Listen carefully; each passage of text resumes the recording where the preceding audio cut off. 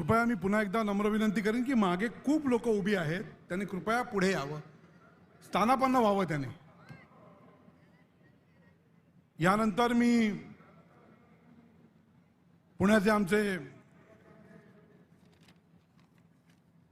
सन्माननीय रणजितजी शिरोळे यांना विनंती करेन की त्यांनी आपले विचार मांडावेत.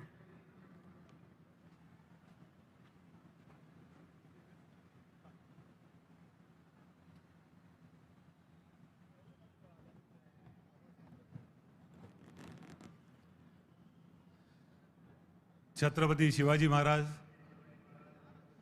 परमपूज्य डॉक्टर बाबासाहेब आंबेडकर, महात्मा ज्योतिबा फुले,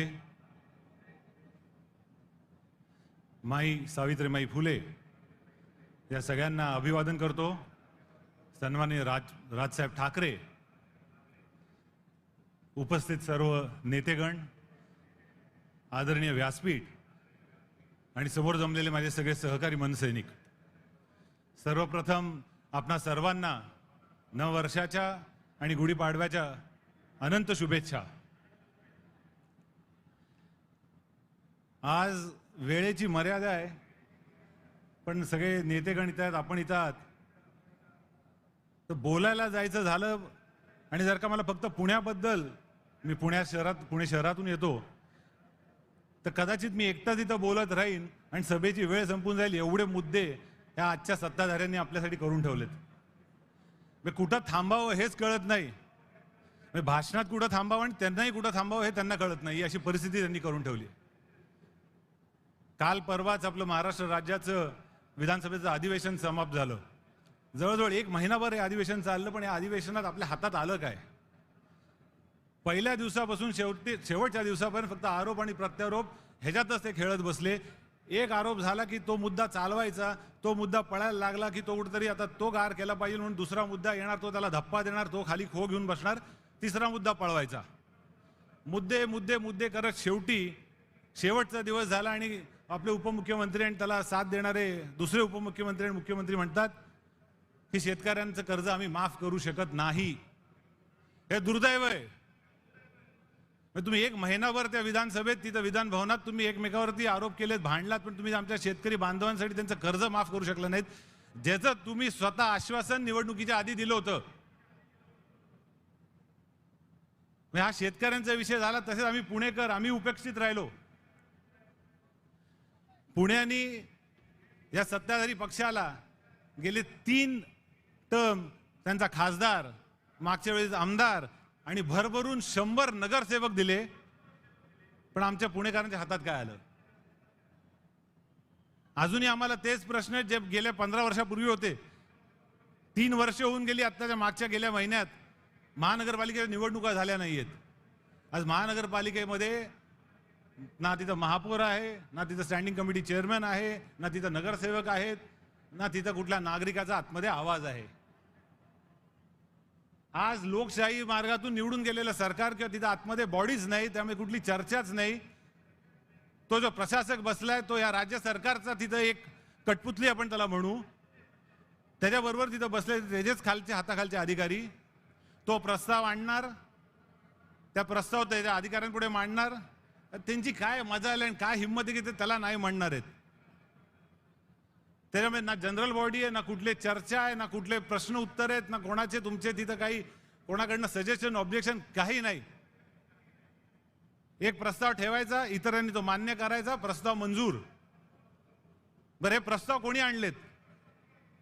नागरिकांच्या सोयीचे आहेत, नागरिकांच्या सुविधांसाठी आहेत, शहराच्या प्रगतीसाठी आहेत? निश्चितच नाही. ठेकेदार येतात, ते पण राज्य सरकारकडनंच आलेले ठेकेदार येतात.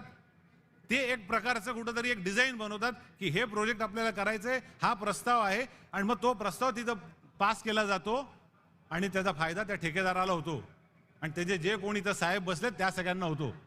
नागरिकांना मात्र त्याचा काडीचाही फायदा होत नाही. आणि इतकी भयानक परिस्थिती आज या पुणे शहरात झाली आहे. तुम्ही कुठेही जावा, कायदा सुव्यवस्था असो, वाट लागली आहे. ट्रॅफिकचा प्रश्न असो, त्याच्याबद्दल तर बोलायला नको. मला कळत नाही, आता माझ्या आधीच्या वक्त्यांनी पण बांगलादेशींचा विषय मांडला. पुण्यात तीच परिस्थिती आहे, काही वेगळं नाही.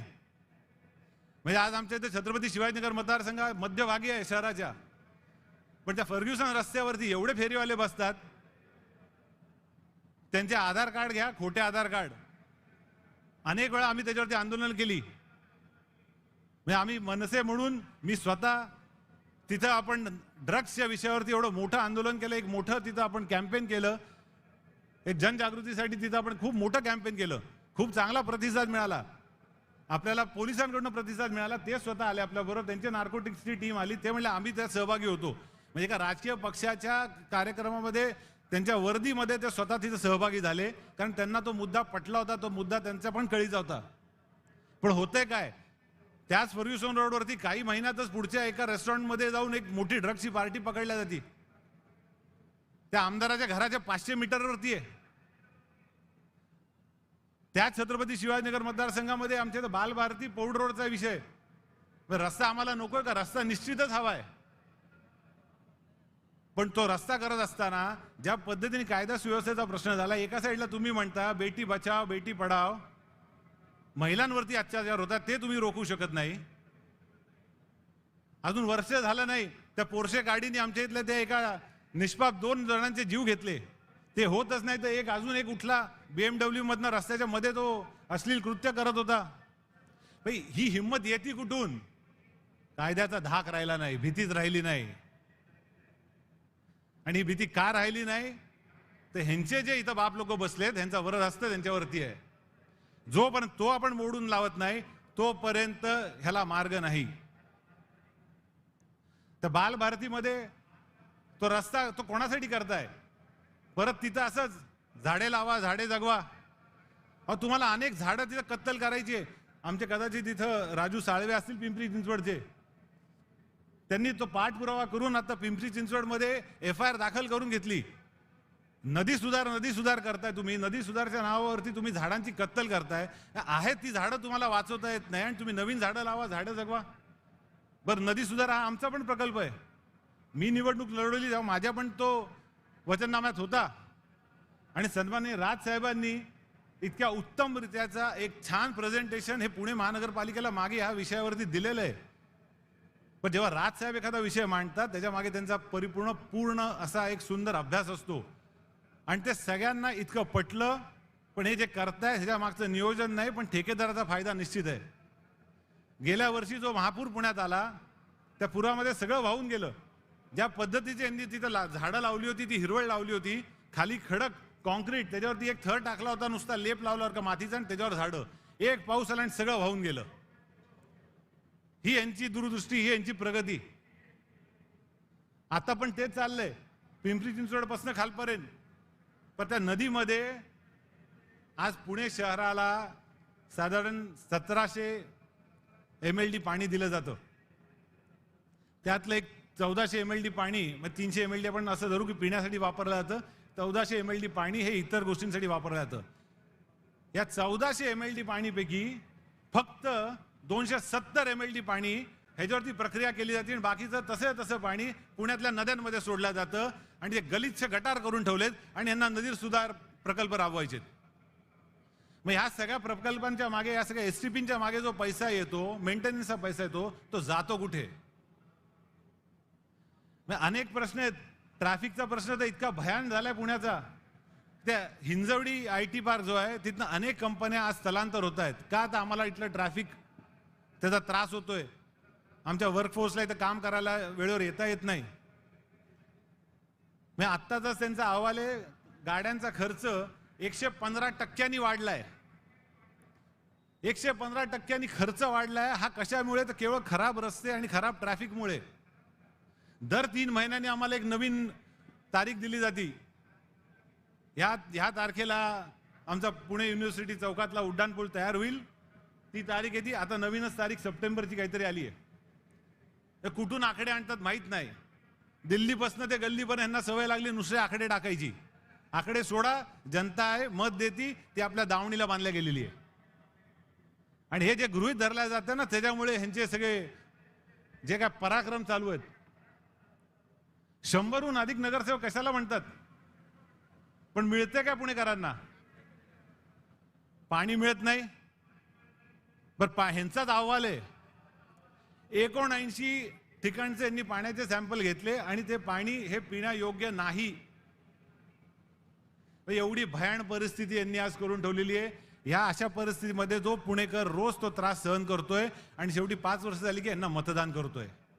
आणि आज मतदान करायची वेळ येते, ते करू शकत नाहीत का निवडणुका नाहीत. निवडणुका का नाहीत तर आज पण ज्या पद्धतीचं वातावरण आहे ह्यांना भीती आहे की जर आज निवडणुका लागल्या तर ह्यांची तिथं वाट लागल्याशिवाय काय होणार नाही. आणि ह्या सगळ्या स्पेसमध्ये जी स्पेस आहे ना ती आहे ती महाराष्ट्र नवनिर्माण सेनेची. आणि जे काय सन्माननीय राजसाहेब ठाकरे बोलत आलेत कदाचित त्यांनी ह्याच व्यासपीठावरून आधी मांडलं होतं, पुण्यात अनेकदा मांडलंय. मुंबईची वाट लागायला काही कालावधी गेला पण पुण्याची वाट लागायला वेळ लागणार नाही. आणि हे ते बोलत असताना हे झालं घडलं. आजचा तो रोजचा त्रास आम्ही सहन करतोय. त्यांची जबाबदारी होती, त्या जबाबदारीसाठी त्यांना विश्वस्त म्हणून तिथं निवडून दिलंय. तुम्ही मालक नाहीत पुणे शहराचे, विश्वस्त आहात, आमच्या मतावरती निवडून आलेले विश्वस्त आहात. तुमची जबाबदारी होती चांगलं ट्रॅफिक, चांगली कायदा सुव्यवस्था. ड्रग्सचा प्रश्न भयान झालाय. त्या पोर्शे केस नंतर मागच्या वर्षी स्टुडंट आले नाहीत पुण्यात, हॉस्टेल मोकळे पडले होते. मला कळत नाही तुम्हाला आम्ही निवडून दिलं हे पुण्याचं नाव उंचवण्यासाठी दिलं का पुण्याचं नाव खराब करण्यासाठी दिलं. एक काळ होता जेव्हा पुण्याला आपण राज्याची एक सांस्कृतिक राजधानी म्हणायचो, शिक्षेचं माहेरघर म्हणायचो. बरोबर त्याच्या विपरीत सगळं उलटी कामं चालू आहे त्यांची. कधी तुम्ही पेपर उघडा, कधी बातम्या लावा, पुण्यात हे असं घडलं, पुण्यात तसं घडलं. बाहेर गावातले नाही तर बाहेर देशातले मित्रमंडळी विचारतात अरे ही काय परिस्थिती आहे, काय चाललंय. खरं खोटं आहे आपण भोगत असतो. बदनामी तर आपल्या शहराची होतीये. आणि ह्याच गोष्टी सतत राजसाहेबांनी सतर्क करत आलेत. आज पण माझी तुमच्या माध्यमातून नागरिकांना विनंती आहे, थोडे जागृत व्हा, डोळे उघडा, बघा काय चाललंय. आज आमच्या पुणे शहरात एक वेळ असा होता की आम्हाला मंत्रीपद कधी मिळायचं नाही. आता एवढं भरभरून आम्ही दिलं की आमच्याकडे 4-4 मंत्री आहेत राज्यापासून केंद्रापर्यंत. पण हे मंत्री करतायत काय तर यांचाच एक माजी मंत्री, त्यांच्या घरात काहीतरी वाद होतो, त्यांचा पोरगा रुसून बसतो आणि तो म्हणतो मी चाललो बँकॉकला, जाऊ देत नाही तर दुसरं प्लेन घेऊन जातो. ते मंत्री अधिकार वापरून काय करतात तर ते विमान हवेत फिरून आणतायत. ही तुमची ताकद, ह्याच्यासाठी तुम्हाला निवडून दिलंय. मला तर आश्चर्य वाटतं की त्यांचा राजीनामा कसा नाही मागितला कोणी. तुम्ही अधिकार वापरलात का गैरवापर केलात हा मोठा प्रश्न आहे. आणि ह्याच पद्धतीने यांचा कारभार चाललाय. आणि ह्या सगळ्याला मित्रांनो एकच उत्तर आहे, एकच विजन आहे, ती म्हणजे महाराष्ट्र नवनिर्माण सेना आणि सन्माननीय राजसाहेब ठाकरे. तिथं जोपर्यंत राजसाहेबांसारखा एक कडक शासक बसत नाही, ज्याला एक दूरदृष्टी आहे, विजन आहे, तोपर्यंत हे सुधारणार नाहीत. आणि ह्यांना काय करायचं करू द्या. ह्यांनी मागच्या निवडणुकांमध्ये बरंच खेळवलं आपल्याला, यावेळीही तो प्रयत्न करतील. पण मला विश्वास आहे, माझी तर वरिष्ठ नेते मंडळी आहेत, ते राजसाहेबांवर चर्चा होत असेल, आपण चांगल्या पद्धतीने लढणार आणि आपण 100% येणाऱ्या काळात जास्तीत जास्त नगरसेवक आणि जास्तीत जास्त लोकप्रतिनिधी निवडून देणार, हा माझा पूर्ण विश्वास आहे. आणि ह्याच ह्याच्यावर मी थांबतो. पुनश्च आपल्या सर्वांना गुढीपाडव्याच्या नवीन वर्षाच्या खूप खूप शुभेच्छा. जय हिंद, जय महाराष्ट्र. धन्यवाद रणजितजी. यानंतर मी मुंबईचे उपशहराध्यक्ष सन्माननीय योगेशजी सावंत यांना विनंती करेन की त्यांनी आपले विचार मांडावे.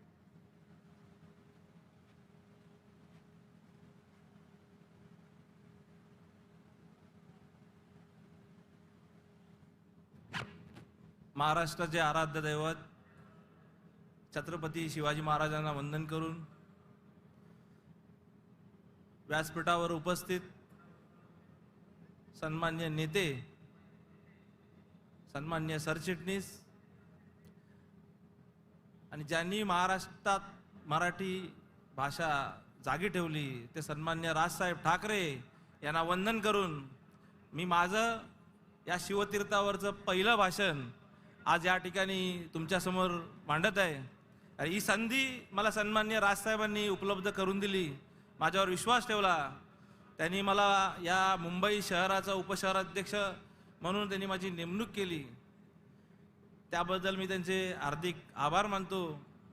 इथे जमलेल्या प्रत्येक व्यक्तीला मी गुढीपाडव्याच्या शुभेच्छा देतो. आणि त्यांना मी एवढंच सांगेन की माझ्याकडे पूर्व उपनगराची जबाबदारी आहे. या पूर्व उपनगरामध्ये काही गोष्टी करत असताना मला थोड्या जाणवल्या आणि या तुम्हाला सुद्धा जाणवतील. मी राहायला भांडुपला आहे, पण दादरला मला यायला जर सकाळी 10 वाजता यायचं असेल तर 2 तास लागतात आणि ट्रेनने यायचं असेल तर 20 मिनटं लागतात. म्हणजे या मुंबई महानगरपालिकेच्या अधिकाऱ्यांचं नियोजन बघा. पूर्ण ईस्टर्न एक्सप्रेस हायवे हा पूर्णपणे सकाळी जाम असतो. जे कर्मचारी कामावर जातात त्यांना 2 तास प्रवास करावा लागतो आणि संध्याकाळी येताना सुद्धा 2 तास प्रवास करावा लागतो. म्हणजे जे कामावर काम करायला लोक जातात ते 8 तास काम करतात आणि 4 तास प्रवास करतात. अशी या मुंबई महानगरपालिकेची सध्याची परिस्थिती आहे. या परिस्थितीला आवाज उचलायचं काम आमच्याबरोबर या महाराष्ट्रातल्या संपूर्ण नागरिकांनी करायला पाहिजे. याचा जाब आपण सर्वांनी, येणाऱ्या प्रशासक अधिकारी असतील, नगरसेवक असतील, आमदार असतील, खासदार असतील, या सर्वांना विचारला पाहिजे. तसंच या मुंबई पूर्व उपनगरामध्ये डम्पिंग ग्राउंड्स पण आहेत. एक शिवाजीनगर मानखुर्दला आहे, एक कांजूरमार्गला आहे आणि एक मुंबईच्या वेशीवर मुलुंडला आहे. ते इतकं प्रचंड मोठ्या प्रमाणात डम्पिंग होतं, आजूबाजूला असणाऱ्या सर्व इमारतींमध्ये त्याची दुर्गंधी पसरते. याचा सुद्धा जाब आपण प्रत्येक नागरिकांनी विचारला पाहिजे. आणि आता काल परवा 4 ते 6 महिन्यापूर्वी या मुंबई महापालिकेने गाड घातला. विभागातील प्रत्येक रस्ते काँक्रिटीकरण करायच्या नादावर सगळे खोलून ठेवलेत. या सर्व गोष्टींचा जाब आपण सुजाण नागरिक म्हणून या प्रशासकीय अधिकाऱ्यांना, लोकप्रतिनिधींना विचारला पाहिजे आणि आपण त्या पद्धतीने काम करायला पाहिजे. या ठिकाणी एवढंच बोलतो आणि मी थांबतो. जय हिंद, जय महाराष्ट्र.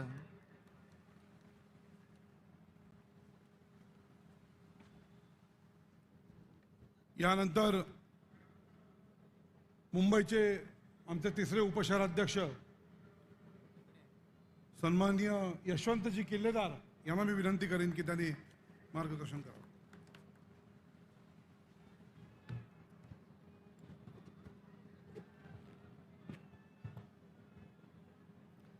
महाराष्ट्राचं आराध्य दैवत छत्रपती शिवाजी महाराज, महाराष्ट्राचे धाकलं धनी छत्रपती संभाजी महाराज,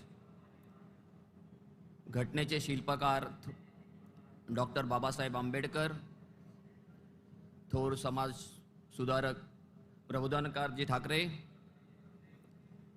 स्त्री शिक्षणाच्या प्रणेत्या सावित्रीबाई फुले यांना मी वंदन करतो. हिंदू जननायक, मराठी हृदय सम्राट माननीय राज ठाकरे साहेबांनी मला इथे आज जी संधी दिली आहे त्याबद्दल त्यांचा मी खूप ऋणी आहे. सन्माननीय व्यासपीठाची परवानगी मिळवून मी आपल्याला संबोधित करतो. माझी नुकतीच नियुक्ती केली माननीय राजसाहेबांनी आणि मुंबई शहराची जबाबदारी दिली. कार्यकारिणीवर मला त्यांनी ती जबाबदारी दिल्यानंतर आज पहिल्यांदा मी शिवतीर्थावर आपल्यासमोर बोलतोय.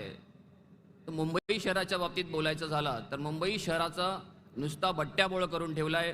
मुंबई महानगरपालिकेत प्रशासक आल्यापासून संपूर्ण भ्रष्टाचार चालू आहे.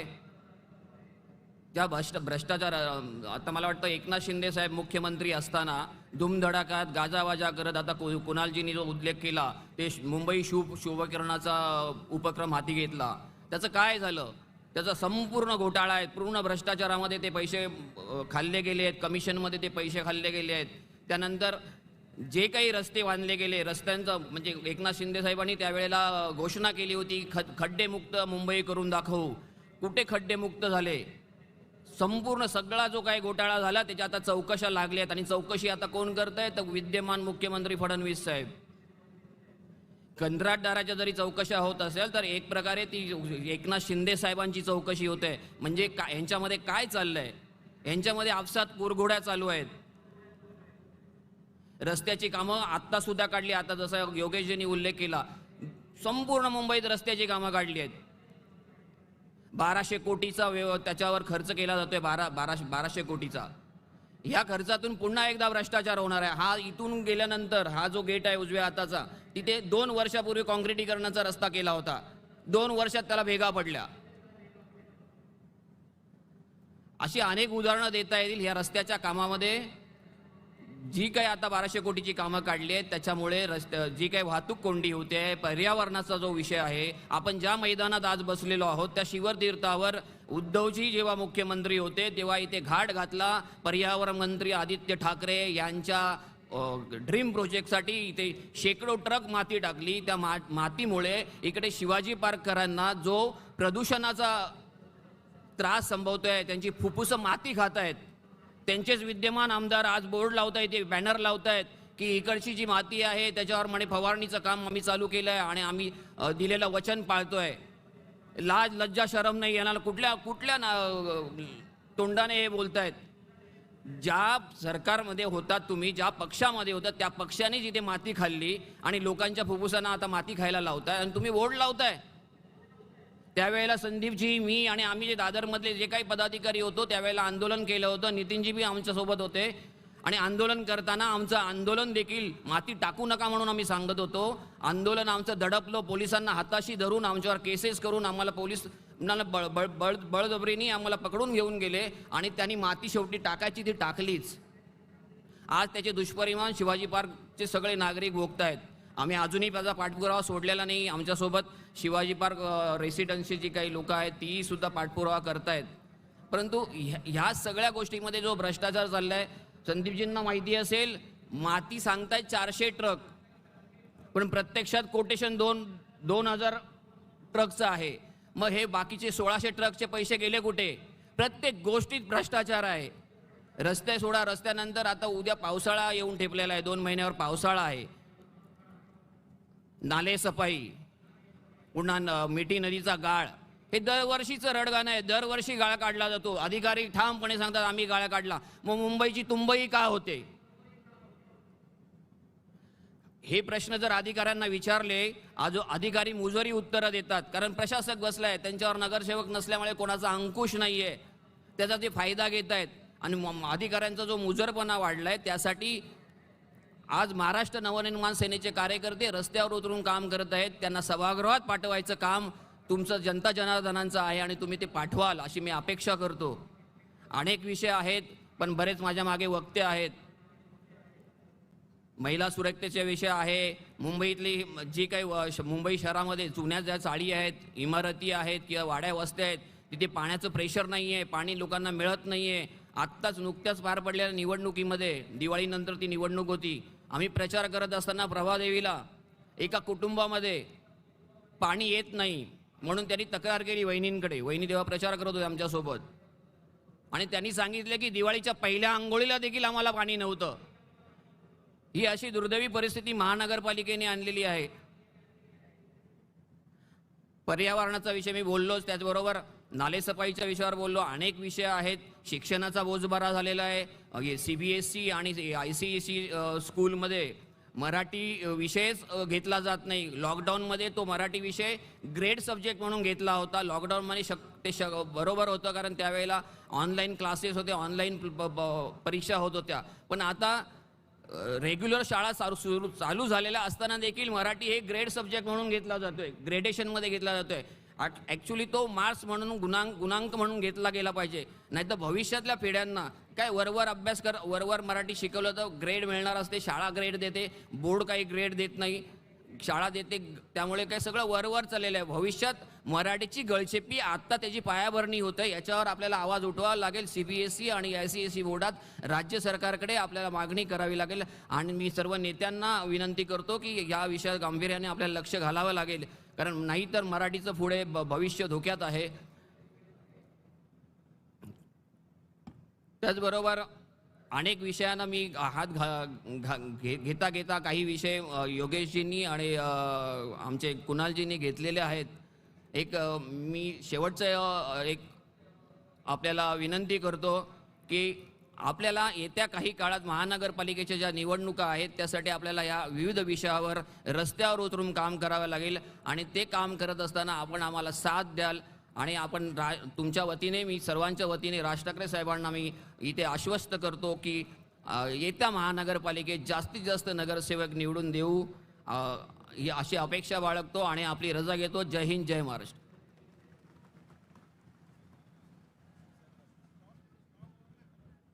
स्टेजच्या डाव्या बाजूला बॅरिकेड्स ओपन केलेत.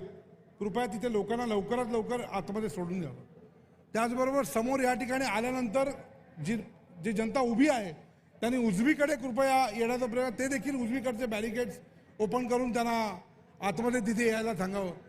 जे नुसतेच मागे उभे आहेत आतमध्ये येऊन देखील त्यांनी कृपया आपल्या उजव्या साईडला येऊन बसावं. यानंतर मी पक्षाच्या सरचिटणीस सौ जुईलीताई शेंडे यांना विनंती करेन की त्याने व्यासपीठावर यावं.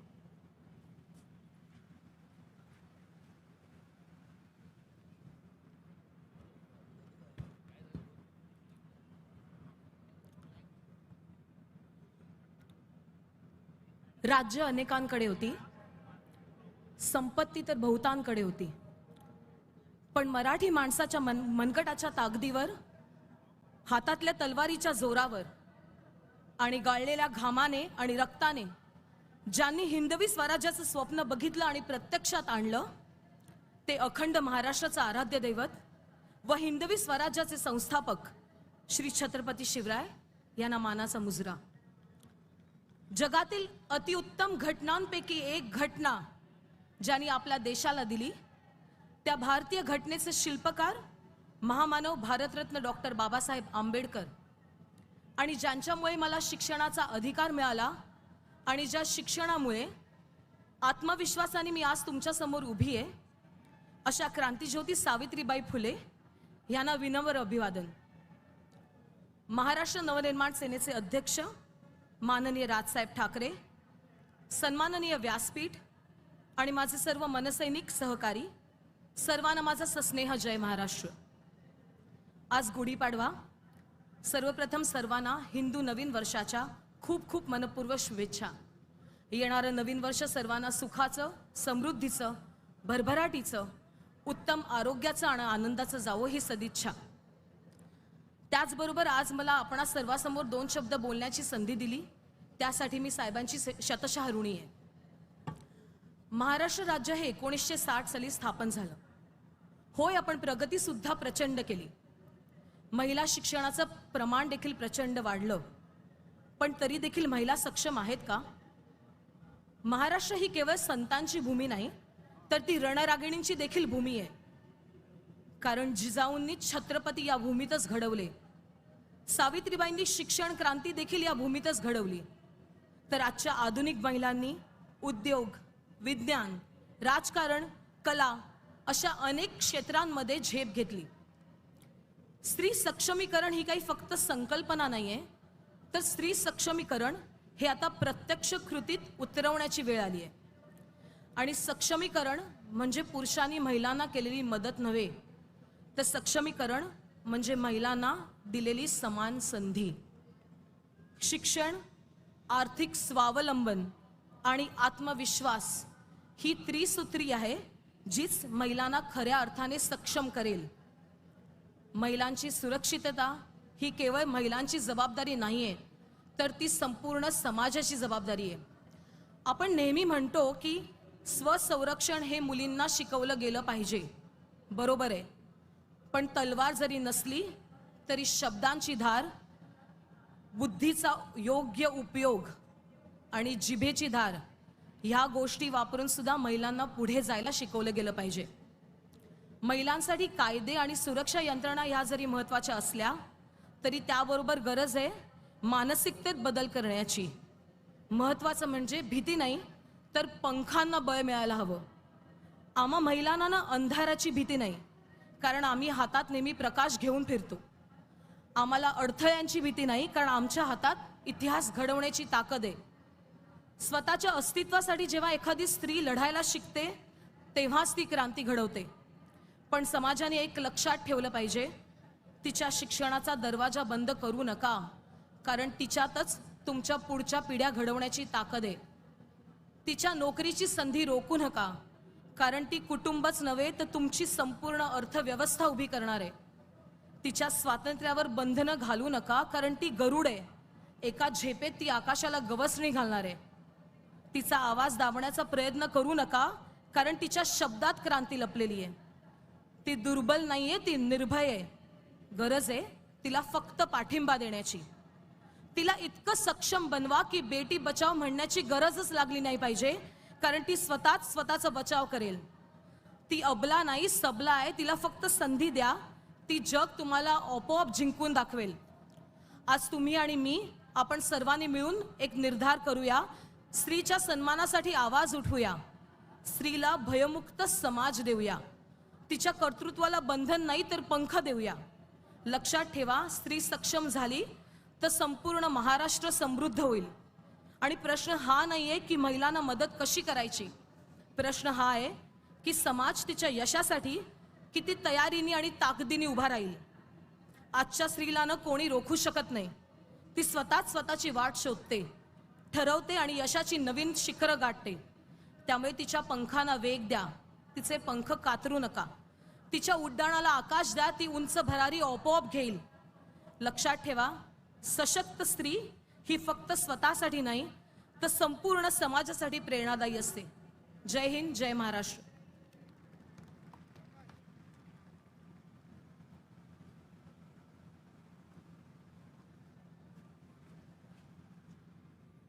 धन्यवाद ताई. यानंतर मी नम्र विनंती करेन आमच्या नाशिकचे सन्माननीय दिनकरजी पाटील यांनी यावं.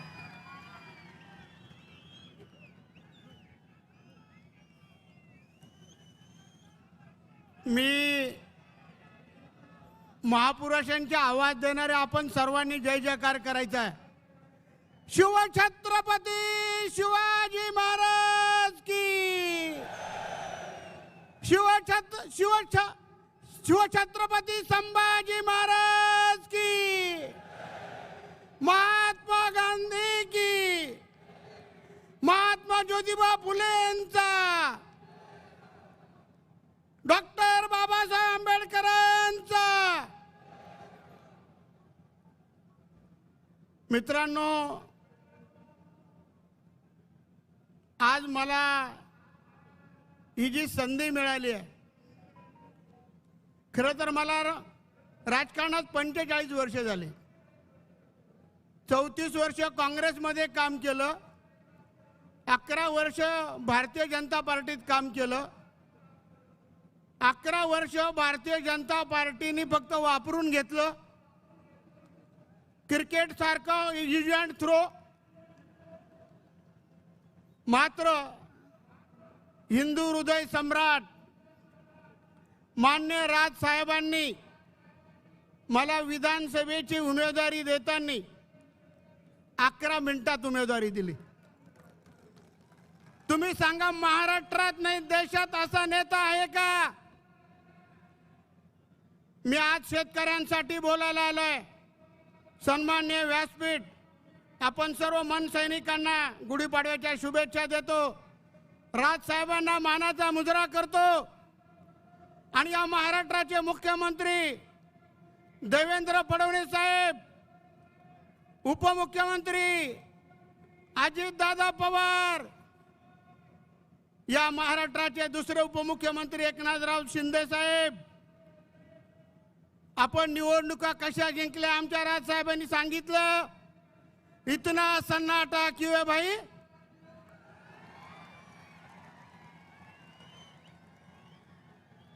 अरे तुम्ही खोट्यापणाने निवडून आलात. ईएम मशीन मॅनेज केलं. राजू पाटला सारखे, अमित साहेबांसारखे, आमच्यासारखे 9-10 निवडून येणारे आमदार तुम्ही फक्त मशीनमुळे निवडून आलात. आता साहेबांनी 2-3 दिवसापूर्वी सांगितलं, अरे एक खोक्याचं काय घेऊन बसले, सगळे खोक्यामध्ये बसले.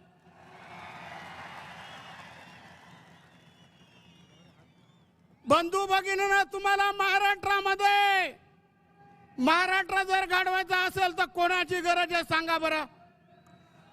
राजसाहेबांची गरज आहे. आपण आता जाताना एकच घेऊन जायचं. आणि मी मुख्यमंत्री महोदय, तुम्ही ऐकत असाल, भारत देश शेतीप्रधान देश आहे.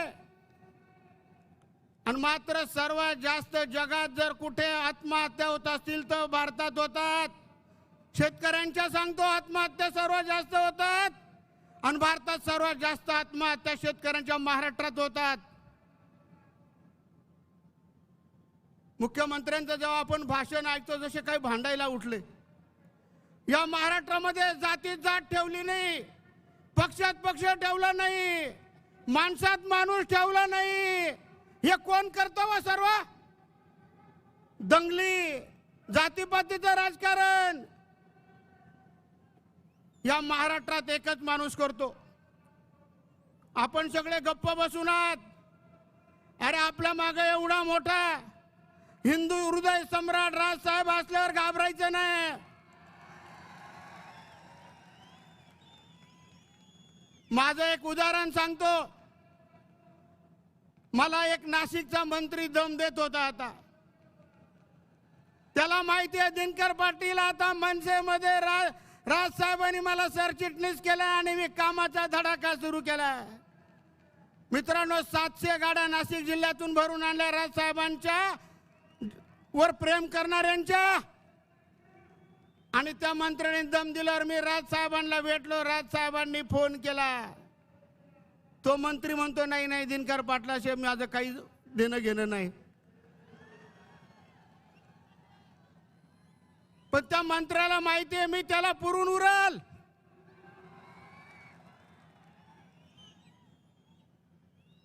आणि कालच मी बातमी वाचली शेतकऱ्यांची.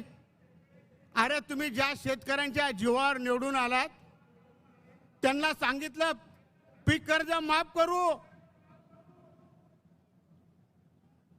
त्यांचंच अन्न खातात, ते पिकवतात त्या शेतात. अरे त्याला तर जागा तुम्ही 3 जण. त्यांना सांगता की पीक कर्ज माफ करायला पैसेच नाही आमच्याकडे.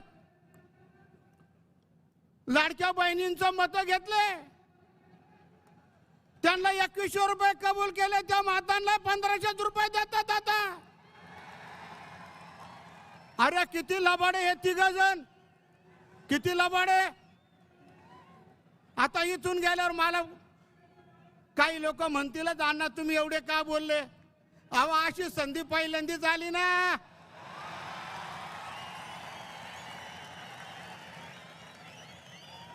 आणि साहेबांमुळे आली. मी 5च फूट माणूस आहे पण साहेबांमुळे आता मी 7 फूट झालोय.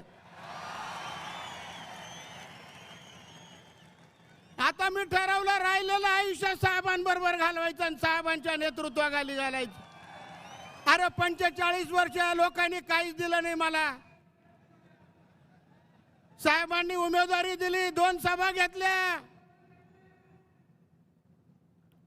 आणि सभेला साहेबांच्या प्रेम करणाऱ्या एवढ्या मोठ्या प्रमाणात सभा झाल्या. आणि जी माऊली माझ्या इकडे निवडून आली तिला भरोसाच नाही मी खरंच निवडून आले का नाही. तिला माहिती होतं दिनकर पाटील आपल्याला आवरणार नाही. खरं तर आम्हीच निवडून आलेलो आहे. अरे निवडून आले तर तुमचं कोणी स्वागत सुद्धा करायला तयार नाही. तुम्हाला कोणी एक गुच्छ द्यायला तयार नाही. आम्ही पडलो तरी लोक आमचे स्वागत करत होते.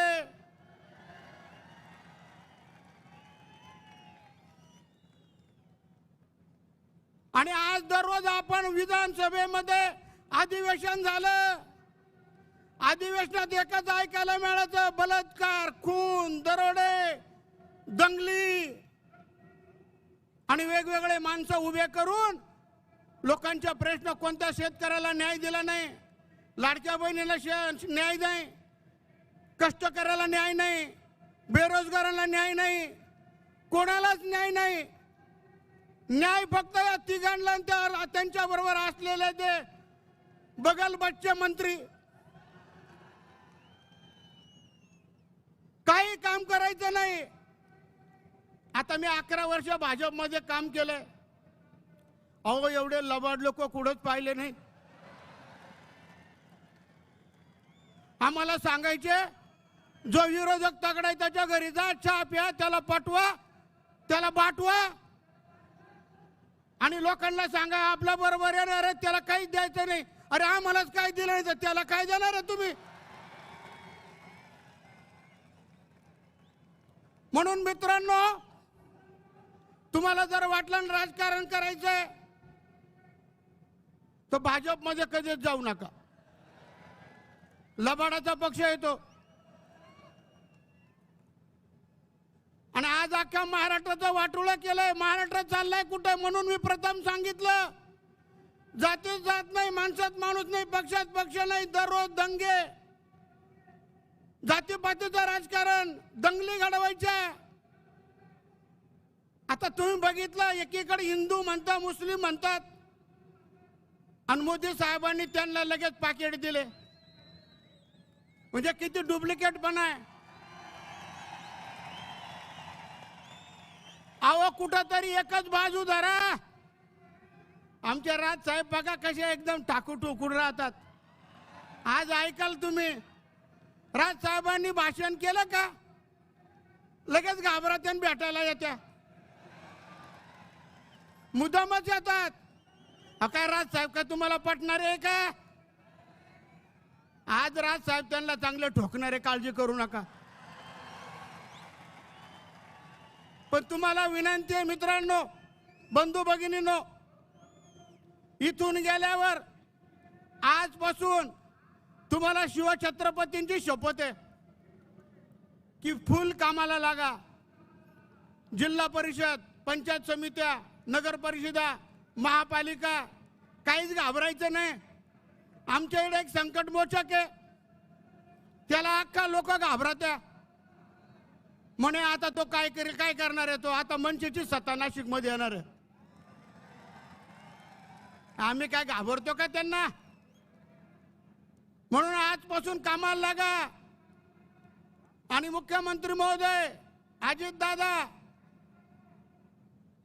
दुसरे उपमुख्यमंत्री एकनाथजी शिंदे साहेब, शेतकऱ्यांना फसवू नका, त्यांचं कर्ज माफ करा. अजून प्रधानमंत्री पीक विमा योजना आहेत 1 रुपयामध्ये, ती तुम्ही 20 मार्चच्या 2025च्या मीटिंग मध्ये रद्द केली.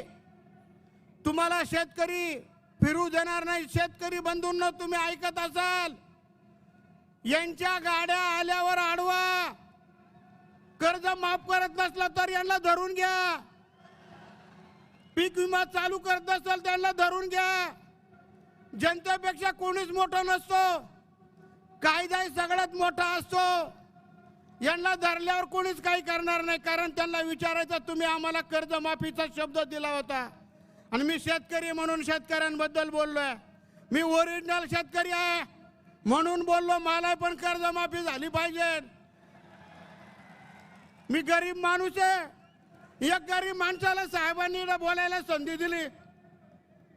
धन्यवाद साहेब. अशीच संधी पुढच्या वर्षी द्या, पुढे आणखी जोडील आणला मी. धन्यवाद सर्वांना. जय शिवराय, जय महाराष्ट्र.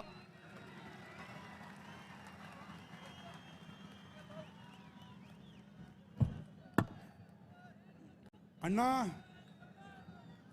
व्यासपीठच नाही, अख्खं शिवतीर्थ हलवून टाकलं तुम्ही. आणि खरंच आहे, सत्ता नसतानाही आपला पक्ष कुणावर अवलंबून नाही. जनतेचे प्रेम आपल्यावर, पक्षावर आणि आपल्या नेत्यावर अपार आहे. आणि याचा आपल्या सगळ्यांना सार्थ अभिमान आहे. यानंतर मी पक्षाचे आपले नेते आणि नवनिर्वाचित शहर अध्यक्ष मुंबईचे, मनसेची आमची दुसरी तोफ सन्माननीय संदीप देशपांडे यांना मी विनंती करतो.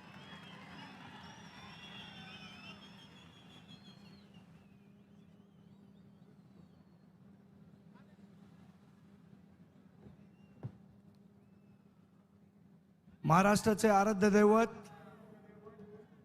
छत्रपती शिवाजी महाराज, परमपूज्य डॉक्टर बाबासाहेब आंबेडकर, सावित्रीबाई फुले, महाराष्ट्र नवनिर्माण सेनेचे अध्यक्ष सन्माननीय राजसाहेब ठाकरे, व्यासपीठावर बसलेले सर्व मान्यवर, सन्माननीय व्यासपीठ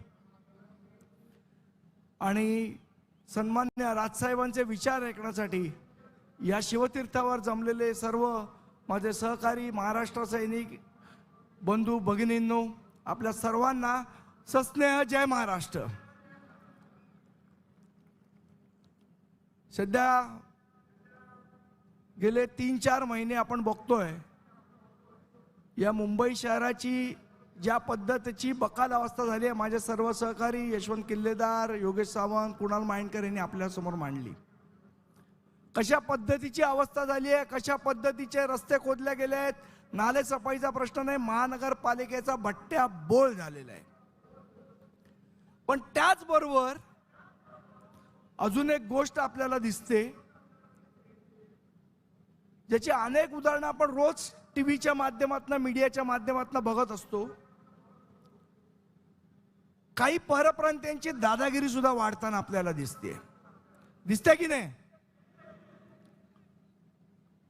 परवाच कुठल्या तरी दुकानात, मी मराठी बोलणार नाही, तुम्हाला काय करायचं ते करून घ्या, मैं मराठी नाही बोलूंगा, जो उखाडणं उखाडलो, अशा पद्धतीची भाषा वापरणारे काही लोक होते. कल्याणला मराठी माणसाला मारहाण करणारे काही लोक होते. काही सोसायट्यांमध्ये जाणीवपूर्वक मराठी माणसांवर दादागिरी करणारे काही लोक आहेत. मला त्यांना एकच सांगायचं आहे, त्यांच्या भाषेत समजेल अशाच भाषेत सांगतोय. महाराष्ट्र नवनिर्माण सेनेच्या महाराष्ट्र सैनिकांनी हमने काम करने का तरीका बदला है, हमारे तेवर नहीं बदले हैं, हे त्यांनी लक्षात ठेवायचं.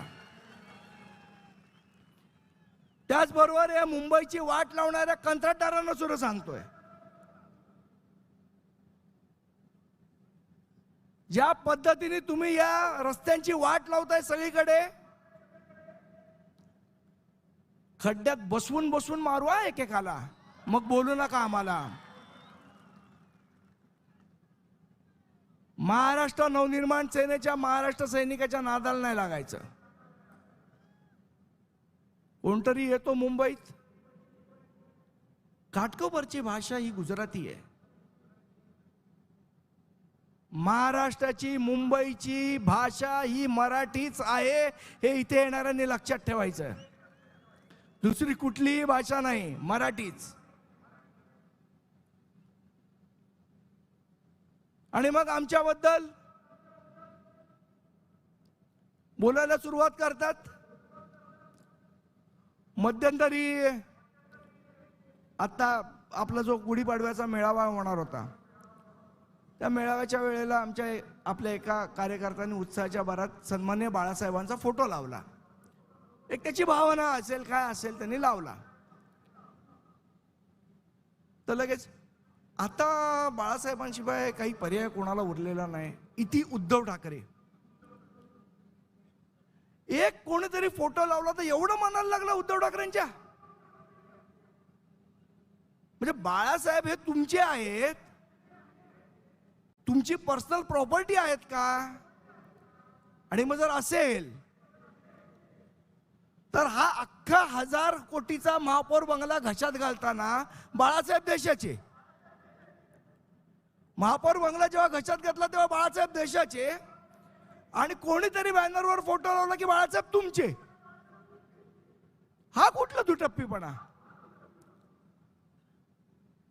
म्हणजे गेली 25 वर्ष या मुंबई महानगरपालिकेवर ज्या शिवसेनेची सत्ता होती, तुम्ही गेल्या 25 वर्षात या मुंबई महानगरपालिकेच्या भ्रष्टाचाराची एकही सुरस कथा सोडली नाही.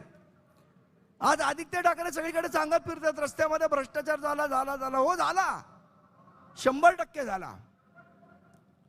पण तुम्ही जेव्हा सत्तेत होतात तेव्हा भ्रष्टाचार झाला नाही का? तेव्हा रोडची गेल्या 25 वर्षातली आपण यादी काढा. 6 मारवाडी कॉन्ट्रॅक्टर आहेत, मी पाहिजे तर नावही सांगू शकतो त्यांची. त्या मारवाडी कॉन्ट्रॅक्टरच्या व्यतिरिक्त कोणालाही महापालिकेत रस्त्याची कामं मिळत नव्हती. मग ते मारवाडी 6 कॉन्ट्रॅक्टर, माझा प्रश्न आहे, शिवसेनेचे जावई होते का की त्यांनाच कामं मिळत होती? का कॉर्पोरेट कंपन्यांना कामं दिली नाहीत? का आमचा एखादा मराठी कॉन्ट्रॅक्टर महानगरपालिकेत काम करू शकत नव्हता? का किती आमच्या मराठी मुलांना तुम्ही महानगरपालिकेतली कामं दिली, त्यांना सक्षम बनवलं? आज काय तर ते संजय राऊत म्हणाले की मनसे काय भाजपचा मित्र पक्ष आहे आणि ते भाजपचीच त्यांचेच विचार मांडणार आहेत. अरे 2019 पर्यंत याच भारतीय जनता पक्षाची चड्डी संजय राऊत तुम्ही घालत होतात ना, तेव्हा ती चड्डी आवडत होती ना तुम्हाला. सन्माननीय राजसाहेबांचं इथे आगमन झालेलं आहे. इंद्रजिनी जंब पर वादवसु अंब पर रावण स रंब पर रघुकुल राज है.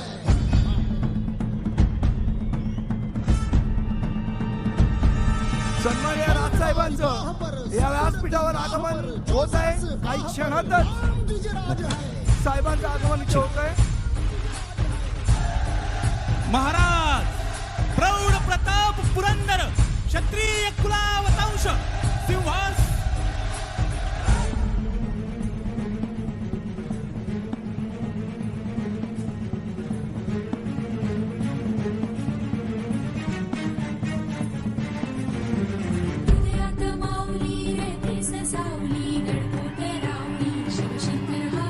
सन्माननीय राजसाहेबांना विनंती करतो की त्यांनी शिवछत्रपतींच्या पुतळ्याला पुष्पहार अर्पण करावा.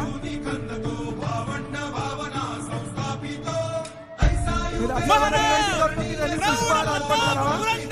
क्षत्रिय कुलावतांश सिंहासनाधीश्वर राजाधिराज गौ प्रजापती पालक छत्रपती शिवाजी महाराज के जय भवानी, जय शिवाजी. हा सेतू हिमाचल हिंदूंचे कैवारी लाखो युवकांचे प्रेरणास्थान अखंड हिंदुस्थानाचा नरसिंह शिवमुद्रा ध्वजधारक हिंदू धर्मरक्षिता प्रबोधनकार विचारक हिंदू जननायक सन्माननीय राजसाहेब ठाकरेंचा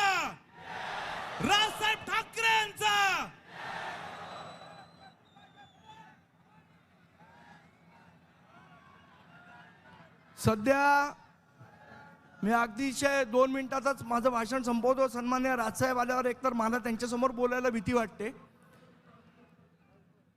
फक्त एकच प्रश्न गेले अनेक दिवस आपण बघतोय, काही लोक हे जाणीवपूर्वक सन्माननीय राजसाहेबांबद्दल बोलत असतात, विचित्रपणे बोलत असतात. त्यांना फक्त एकच इशारा देतो, त्याच्यासाठी एक कविता केली, ती कविता फक्त आपल्याला म्हणून दाखवतो आणि माझे 2 शब्द संपवतो. लागली बत्ती पार्श्वभागाला की येतो शिवतीर्थावर चहा प्यायला. लागली बत्ती पार्श्वभागाला की येतो शिवतीर्थावर चहा प्यायला. बँड्रातनं निवडून येण्यासाठी येतो पाठिंब्याची भीक मागायला. लागली बत्ती पार्श्वभागाला की येतो शिवतीर्थावर चहा प्यायला. बँड्रातून निवडून येण्यासाठी येतो पाठिंब्याची भीक मागायला. मुखवटा घालून फिरतो मीच तुमचा मित्र खरा. मुखवटा घालून फिरतो मीच तुमचा मित्र खरा, पण कपटी मित्रापेक्षा दिलदार शत्रूच बरा. स्वतःला समजतो मुंबईचा मामा शेलार. स्वतःला समजतो मुंबईचा मामा शेलार, पण सगळ्या मुंबईला माहितीये की हाच आहे मुंबईचा आशिष झोलार. जय हिंद, जय महाराष्ट्र.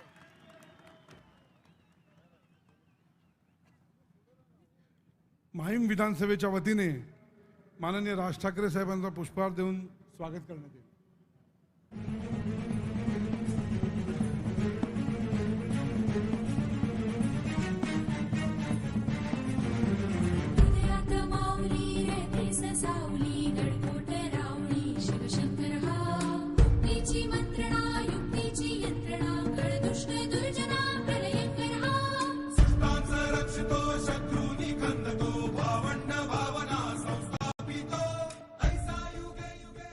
यानंतर माननीय राज ठाकरे साहेब उपस्थितांना जनसमुदायात संबोधित करतील.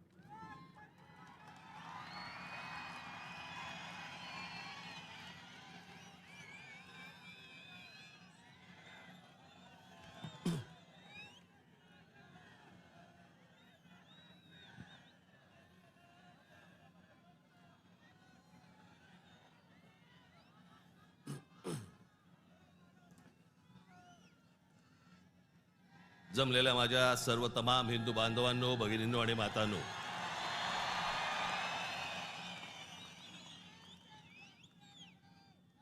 सर्वप्रथम मी आपणाला सर्वांना गुढीपाडव्याच्या मनपूर्वक शुभेच्छा देतो.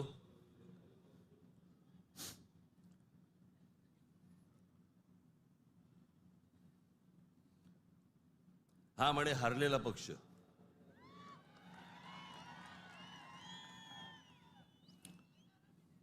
झालं, निवडणुका संपल्या, सगळ्या गोष्टी झाल्या, पण आज गेल्या निवडणुकीमध्ये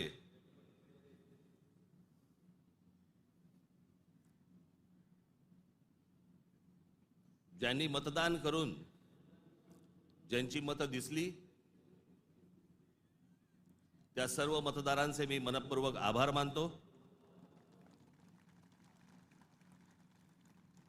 आणि ज्या मतदारांनी महाराष्ट्र नवनिर्माण सेनेला मतदान करून देखील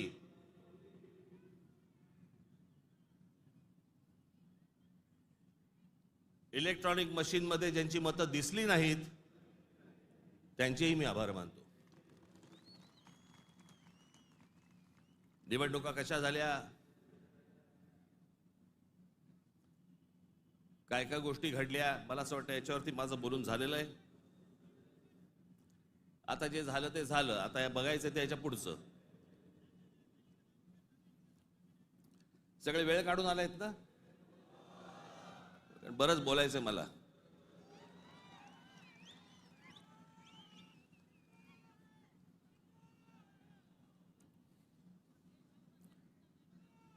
अनेक विषय, निवडणुका झाल्यानंतर अनेक विषय झाले, अनेक विषय बोलले गेले.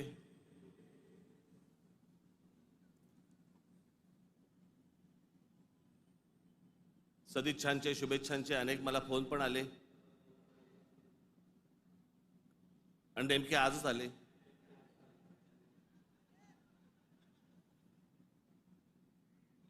आज का आले याचे अर्थ मला समजतात, जरा जपून.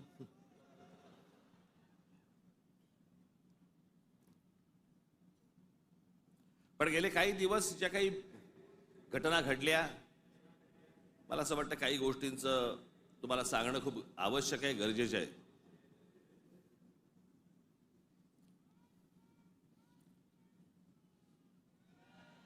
त्यातला पहिला विषय म्हणजे कुंभमेळा. मी त्याशी म्हटल्याप्रमाणे ते आमच्या बाळा नांदगावकरांनी पाणी आणलं आणि मग मी त्यांना सांगितलं पिणार नाही मी.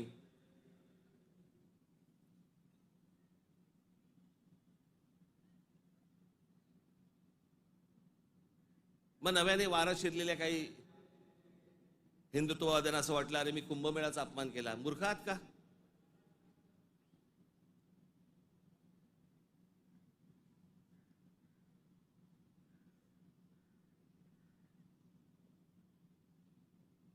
ते आमचे नयन कदम जाऊन आले तिकडे. कुठे नयन? कसं वाटलं? म्हणे आतमध्ये गेल्यावरती असं झालं म्हणे. म्हटलं नाही, खालून प्रेत गेलं असेल एखादं.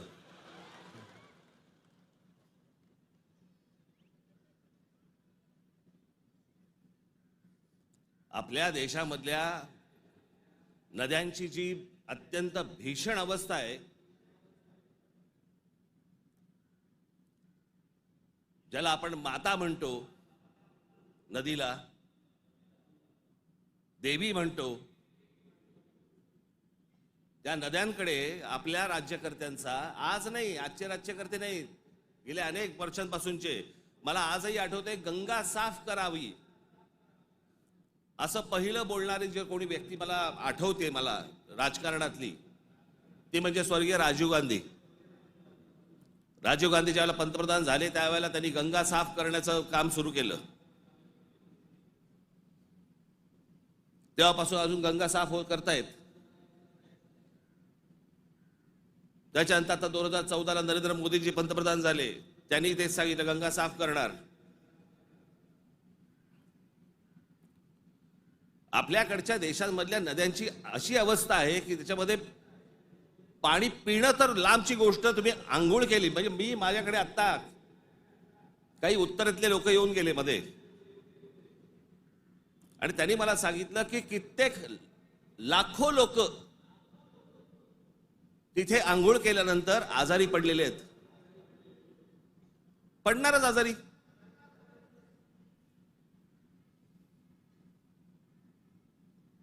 त्या गंगेवरची काय परिस्थिती आहे. प्रश्न हा गंगेच्या अपमानाचा नाहीये, प्रश्न हा कुंभमेळ्याच्या अपमानाचा नाहीये, पाण्याच्या स्थितीचा आहे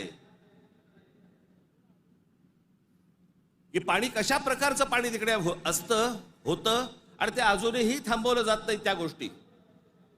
खरं तर वेगळ्या ठिकाणी तुम्ही जागा देऊ शकता. सहज एक मिनिट भरासाठी म्हणून मी तुमच्या समोर गंगेची आत्ताची परिस्थिती काय आहे ती मी तुम्हाला फक्त दाखवतो. खाली अरे खाली आण त्याला, खाली आहे.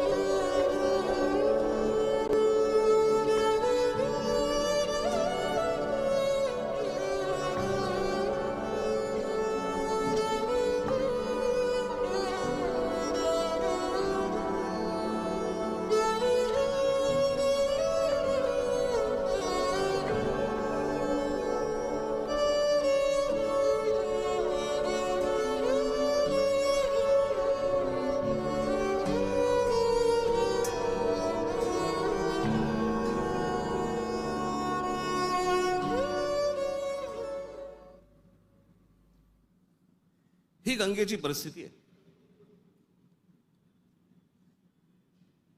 आतापर्यंत 33,000 कोटी रुपये खर्च झाले त्याच्यावरती. तुम्ही आता तो महंत बघितलात ज्याला बोटीतनं तसाच्या तसाच टाकून दिला.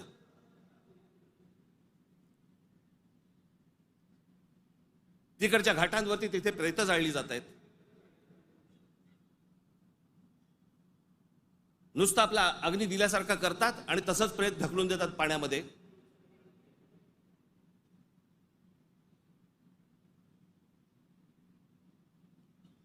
हा कोणता धर्म?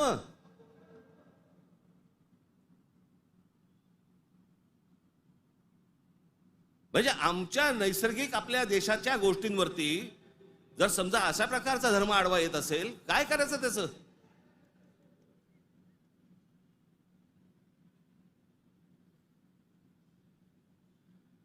आपल्या गोष्टींमध्ये आपण सुधारणा नको का करायला?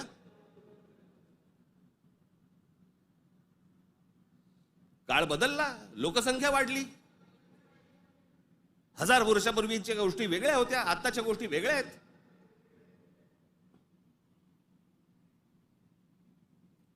हेच सगळे विधी आटपण्यासाठी म्हणून त्याच इथे वेगळ्या एका घाटावरती एखादी जागा करता येत नाही का? मग काय सांगतात लोक? ऐकत नाहीत. ऐकत कसे नाहीत? दारू पिऊन गाडी चालवल्यावरती पोलीस पकडतात. हे समजल्यावरती लोक टॅक्सीने जायला लागले की नाही पिऊन? झाली की नाही सुधारणा?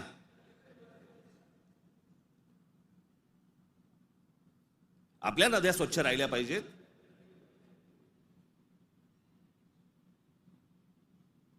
या सगळ्या नद्यांवरचे जे काही मधले मधले भाग आहेत इतके गलिच्छ आहेत, इतके गलिच्छ. आणि या नद्या बर्बाद कोण करतंय? आपणच करतोय. कशाच्या नावाखाली? धर्माच्या नावाखाली.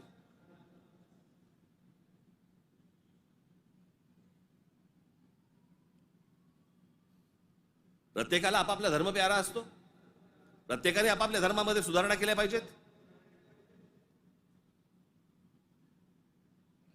मी ज्या वेळेला हे गंगेवरचं ज्या वेळेला मी पाहत होतो सगळ्या गोष्टी, मला कळेना हे कसं काय चाललंय.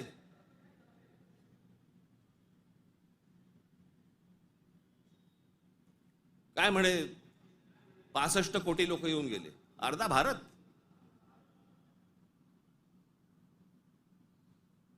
चला त्यातले आपण 5 लाख आपण पकडूया, व्हीव्हीआयपी आणि व्हीव्हीआयपी. बाकीचे काठावरच बसले असतील खो खो खेळायला,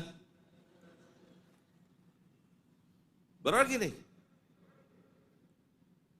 प्रत्येकाची जरी 200-200 ग्रॅम पकडली, चीनची भिंत बांधता आली असती आपल्याला.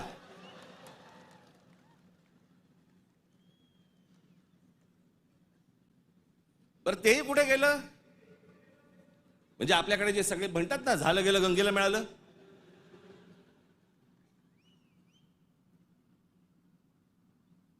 महाराष्ट्रामधली देखील आज नद्यांची परिस्थिती हेच. आमच्या कोकणामधली सावित्री नदी घ्या, सगळं केमिकलने भरली आहे. मी आता आणलंय इथे तुमच्यासाठी.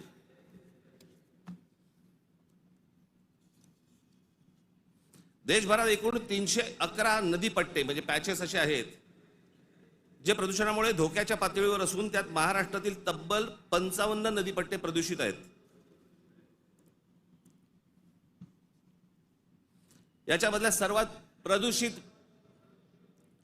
असलेल्या नद्या, सर्वात प्रदूषित म्हणजे उल्हास नदी, मिठी नदी, मुळामुठा, सावित्री, भीमा, पवना, कान्हा, तापी, गिरणा, कुंडलिका, दारणा, इंद्रायणी, नीरा, वैनगंगा, चंद्रभागा, मुचकुंडा, घोड, तितूर, रंगवली, वर्धा, कृष्णा, पाताळगंगा, सूर्या, वाघूर, ढोरणा या नद्या पात्रांमध्ये पाणी हे अत्यंत वाईट आहे. हे माझा रिपोर्ट नाही आहे. तर भातसा, पेडी, मोर, बुराई, वेल, पांझरा, सीना, काळू, वेण्णा, कोयना, पांझरा, पैनगंगा, पूर्णा, उरमोडी, कान या नद्यांच्या पात्रामध्ये पाणी वाईट आहे. त्या नद्यांच्या तुलनेत मुंबईमध्ये 5 नद्या होत्या, 5 नद्या. कदाचित अनेकांना माहिती पण नसतील. त्यातल्या 4 मेल्या. मेल्या म्हणजे मारल्या. सांडपाणी, झोपडपट्ट्या आणि या सगळ्या गोष्टींबंद त्या 4 नद्या मेल्या. आणि 5वी ही आता मरायला आली आहे, ती म्हणजे मिठी नदी. आत्ताची मिठी नदीची काल मी शूट करायला सांगितलंय. काल मी अगोदरचं पण दाखवत नाहीये, मी कालचं दाखवतोय. मुंबई मधली 5वी एकमेव राहिलेली नदी, त्याची काय अवस्था एकदा बघा.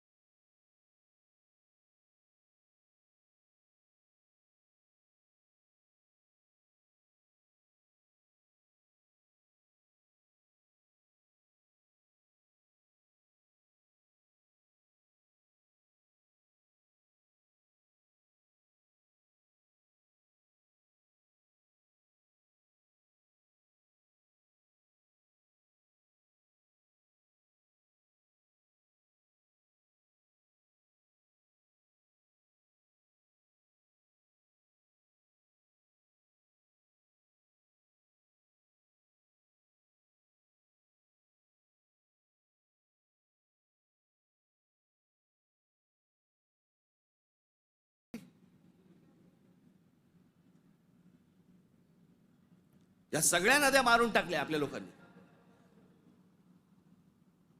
दरवर्षी येणार मुंबई महानगरपालिका म्हणणार की आम्ही मिठी नदी साफ केली. ही साफ? जोपर्यंत आजूबाजूची वस्ती हटत नाही तोपर्यंत ह्या नद्या कधीही साफ होणार नाहीत. आपल्या सगळ्या नद्यांमध्ये सगळीकडे केमिकल्स भरलेली आहेत. का? आमचं पोल्युशन कंट्रोल बोर्ड काय करतं? उद्योगधंद्यांना प्रोत्साहन, कारण उद्योगपती ह्यांना प्रोत्साहन देतात.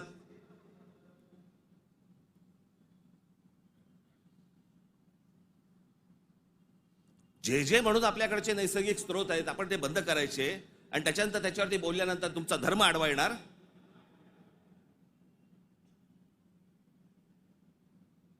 धर्माच्या गोष्टी तर मला तर कोणी सांगू पण नाहीत या लोकांनी. काही गोष्टी आपण आपल्यात सुधारल्या पाहिजेत.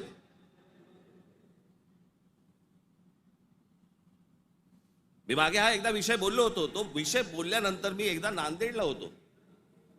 नांदेडच्या गुरुद्वारामधले जे तिकडचे जे काय म्हणतात त्यांना, आता मला त्यांना काय म्हणतात मला माहिती नाही, आपल्या भाषेत सांगायचं म्हणजे काय, तिकडचे गुरुजी असतील. आणि त्यांनी मला सांगितलं की आपने जो कहा वो बहुत ठीक कहा. काय म्हणालो तुम्ही?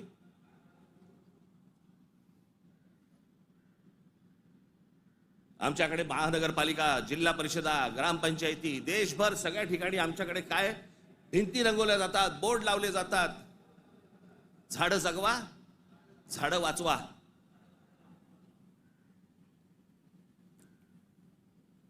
आणि आमच्याकडे देशामध्ये आपल्या हिंदूंचे अंतिम संस्कार, अंत्यविधी हे लाकडावरती होतात. कुठून येतं लाकूड? लाकूड येणार कुठून? या देशातली जंगलतोड झाल्याशिवाय लाकूड येणारच नाही.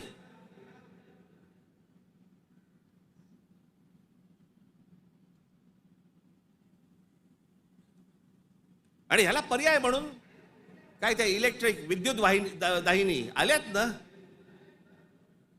काही जण असतात कर्मठ, नाही विद्युत दाहिनी नाही, आमच्या परंपरेनुसार. का? विद्युत दाहिनी केल्यावरती काय कल्याणला उतरवतात?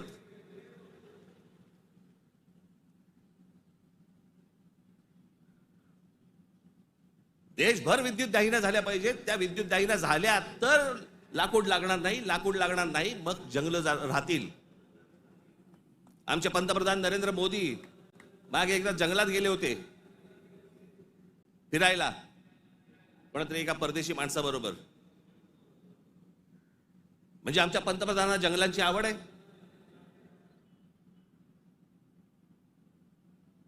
मग ते त्या अंबानीच्या कुठेतरी त्या जामनगरला गेले, वनतारा का तंतारा काहीतरी. म्हणजे त्याला प्राण्यांची आवड आहे. मग प्राण्यांची आवड असेल तर जंगल जगवली पाहिजे. जंगल हे आपलं मुंबईचं नॅशनल पार्क आहे ना, हे नॅशनल पार्क संजय गांधी राष्ट्रीय उद्यान पवईपासून सुरू होतं, घोडबंदर पर्यंत तिकडे थांबतं. एवढं मोठं राष्ट्रीय एक काय नॅशनल पार्क एखाद्या शहराच्या मध्यात जगाच्या पाठीवर कुठेही नाही.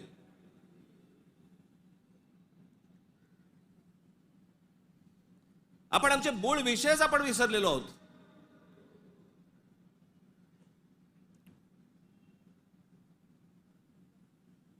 आमच्याकडे फक्त जंगलतोड सुरू आहे. म्हणजे आता मी तुम्हाला फक्त भारताचा जन्म मृत्यूचा आकडा फक्त सांगतो. जन्म मृत्यूचा आकडा म्हणजे लाकडं किती लागत असतील विचार करा, म्हणजे जंगलं किती तोडली जात असतील याचा विचार करा. भारताचा मध्ये जन्म आणि मृत्यूचा दर दररोज 81,746 मुलं जन्म घेतात आणि दररोज 29,679 मृत्यू होतात रोज. दररोज साधारणपणे 50,000 लोकसंख्या वाढत आहे.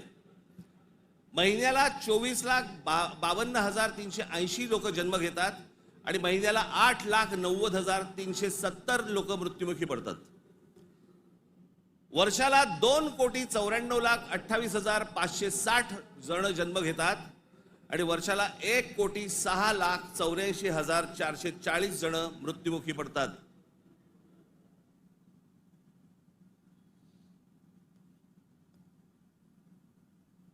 आपण एका बाजूने बोंबलायचं, आमच्याकडे दुष्काळ पडलाय, आमच्याकडे पाणी नाही. मराठवाड्यातल्या अनेक ठिकाणी 7-7 दिवस पाणी येत नाही. भारतामधल्या अनेक जिल्ह्यांमध्ये तिथे पाणी येत नाही. आम्ही पाणी येत नाही, सगळ्या गोष्टी होत नाही म्हणून बोंबलत बसायचं आणि आपणच ऱ्हास करायचा या गोष्टींचा.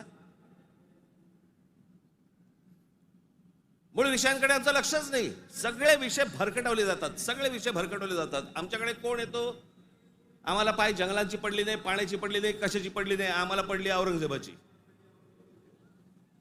तो बसला एकटा द्राक्ष खात आणि आम्ही भांडतोय.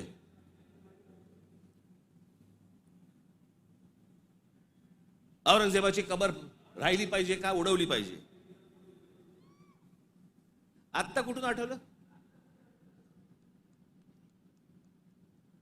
चित्रपटाने जागे होणारे हिंदू काही कामाचे नाहीत.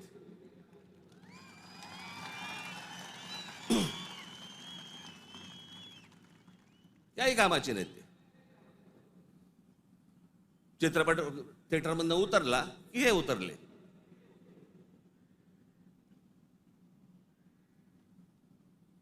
छत्रपती संभाजी महाराजांचं बलिदान तुम्हाला आत्ता कळलं विकी कौशल मेल्यावर?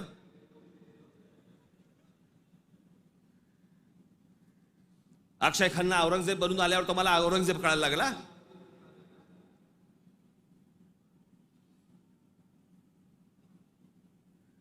व्हॉट्सअपवरती इतिहास नाही वाचतायत.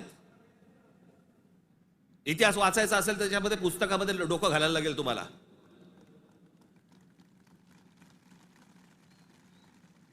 कोणीही बडबडायला लागले हल्ली इतिहासावरती. विधानसभेत पण बोलतात. खरं तर त्यांचं काही काम नाही. औरंगजेबावरती बोलतायत. माहिती तरी का औरंगजेब काय प्रकरण होतं? हे बाहेरून आलेले सगळे लोक, औरंगजेबाचा जन्म गुजरात मधला, दाहोद नावाच्या गावामधला औरंगजेबाचा जन्म. आणि मग काय सोपं आहे इतिहासामधनं तुम्हाला जातीपातीमध्ये भिडवून द्यायला. यांना ब्राह्मणांनी साथ दिली, यांना मराठ्यांनी साथ दिली, मग तिकडे मराठी नव्हतेच, मग हे सगळं चोरून ब्राह्मणांनी केलं. हे सगळं बोलणाऱ्यांचा इतिहासाशी काही संबंध नाहीये. त्यांना फक्त राजकीय त्यांचं जे काही पोळी भाजून घ्यायची आहे तेवढंच फक्त काम आहे त्यांचं. त्यांना ना संभाजी महाराजांशी काही कर्तव्य आहे, ना औरंगजेबाशी काही कर्तव्य, ना कोणाशी काही कर्तव्य आहे. तुमची माती फक्त भडकवायची.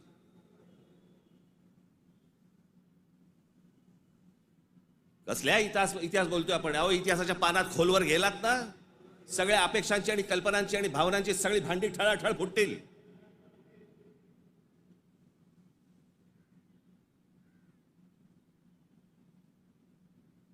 या हिंद प्रांतामध्ये एक अत्यंत कडवट, एक प्रभावी असं एक स्वप्न ज्या व्यक्तीला पडलं त्या आमच्या जिजाऊ साहेब.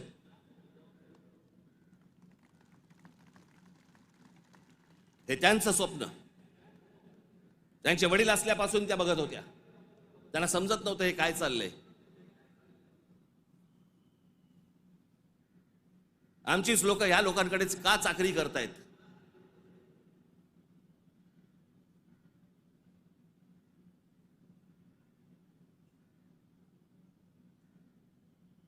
आणि छत्रपती शिवाजी महाराज म्हणजे या हिंद प्रांतावरती केलेला एक संस्कार आहे.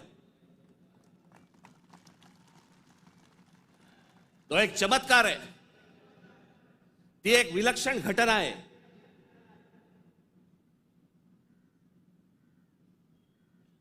छत्रपती शिवाजी महाराज हा एक विचार आहे. तो विचार जन्माला यायच्या अगोदर या देशाची, या देश कुठचा होता? देश नव्हताच तो. या हिंद प्रांताची काय अवस्था होती, काय परिस्थिती होती?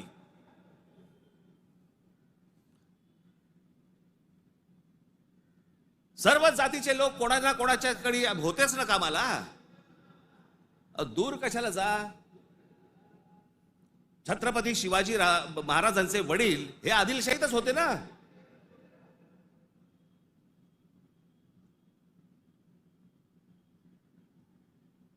त्याच्यानंतर ते निजामशाहीत गेले ना. तो काळ वेगळा होता, ती वेळची परिस्थिती वेगळी होती. त्यांनी का तसे निर्णय घेतले? जे कोणी महाराष्ट्रामधले सरंजामदार होते त्यांच्या विरोधाचाच लढा होता ना शिवाजी महाराजांचा. हे सरंजामदार कोण होते? त्याला जातीत का पाहताय तुम्ही?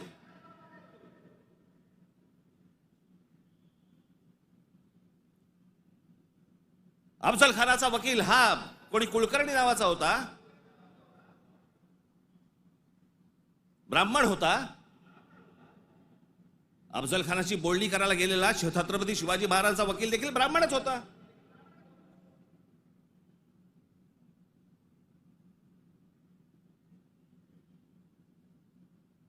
त्यावेळेला सगळीच माणसं वेगवेगळ्या लोकांकडे कामालाच होती.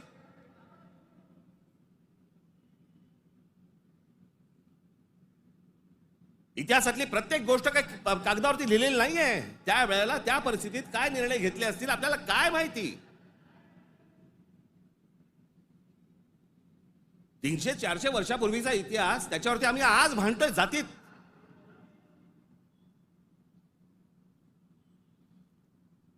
आग्र्याच्या दरबारामध्ये छत्रपती शिवाजी महाराजांच्या समोर संभाजी महाराज असताना संभाजी महाराजांकडनी औरंगजेबाची 5000 मनसबदारी स्वीकारलेली आहे. छत्रपती शिवाजी महाराजांच्या समोर महाराजांची होकार असल्याशिवाय होईल?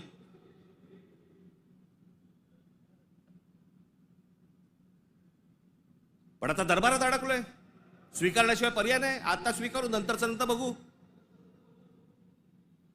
राजकारण असतं ते. परिस्थिती काय, त्या परिस्थितीमध्ये कोणते निर्णय घ्यावे लागतात, काय परिस्थिती असते आपण पाहणार आहोत का नाही? कशा अंगाने इतिहास पाहायचा असतो हे आपण कधी बघणार आहोत की नाही?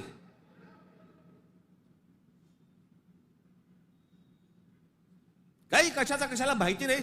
छत्रपती शिवाजी महाराजांसाठी औरंगजेबाचा जो माणूस आला होता, मिर्झा राजे जयसिंग राजपूत हिंदू होता ना.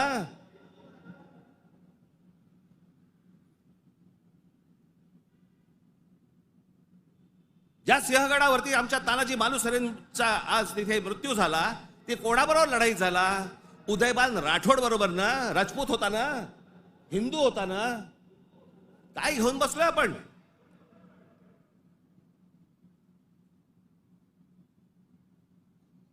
कोणत्या काळात जगतो आहोत आपण?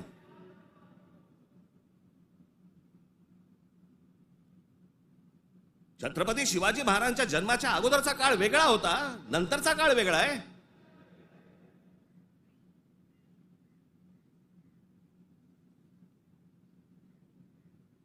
मी अनेकदा माझ्या भाषणांमध्ये मी सांगितलेलं आहे, परत एकदा सांगतो, औरंगजेब विषय निघालाय म्हणून.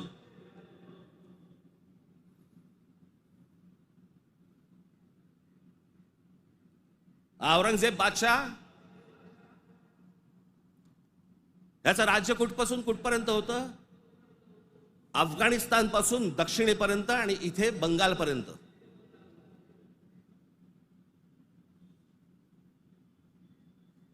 छत्रपती शिवाजी महाराज ज्यावेळेला आग्र्यावरनं निघाले, सुटले, महाराष्ट्र जेव्हा आले,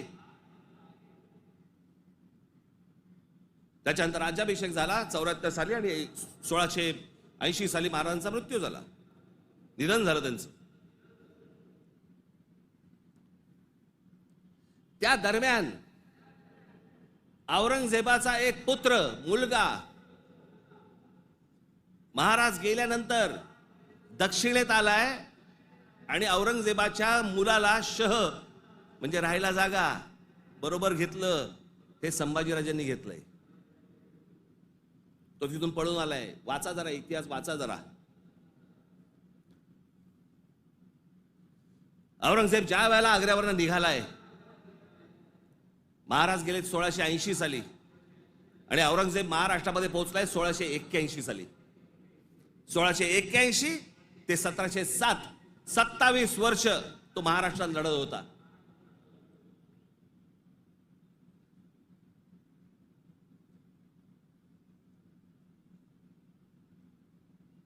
आमच्या संभाजी राजांबरोबर लढला,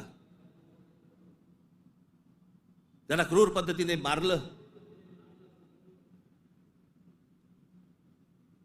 राजाराम महाराज लढले, संताजी धनाजी लढले आणि आमच्या तारा राणी साहेब लढल्या. या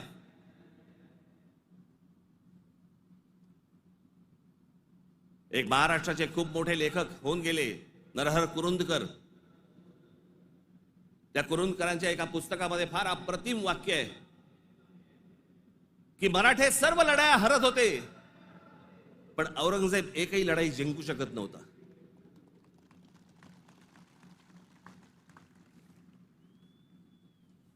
याचं कारण छत्रपती शिवाजी महाराजांचं निधन झाल्यावरती खरं तर औरंगजेबाने परत जायला पाहिजे होता आग्र्याला. नाही, तो इथे का थांबला? एवढा मोठ्या बलाढ्य प्रदेशाचा राजा शहनशाह एका 2.5, 3, 3.5, 4 जिल्ह्याच्या एका राजासाठी इथे ठाण मांडून का बसला?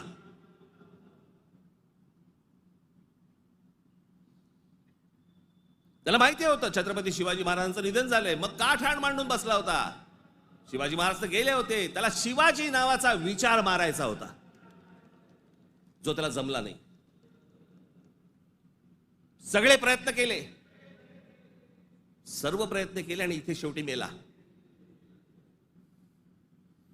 जगाच्या इतिहासामध्ये औरंगजेब वाचला जातो, अभ्यास केला जातो त्याचा, पण ज्या वेळेला त्याचा अभ्यास केला जातो त्यावेळेला जगभरातल्या लोकांना कळतं की तो काय करायला गेला होता आणि कसा मेला. तिथे छत्रपती शिवाजी महाराजांचं नाव येतं जगभरामध्ये. जी कबर आहे ना, जी सजवलेली काढून टाका, कबर नुसती दिसली पाहिजे आणि तिथे एक मोठा बोर्ड लावा, आम्हा मराठ्यांना संपवायला आलेला औरंगजेब इथे आम्ही गाडला गेला.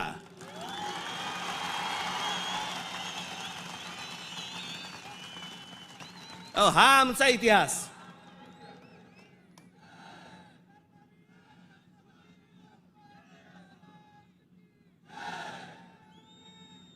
अफजल खान ज्या वेळेला इथे आला, इतिहास कशासाठी वाचायचा? इतिहासातनं बोध घेण्यासाठी वाचायचा.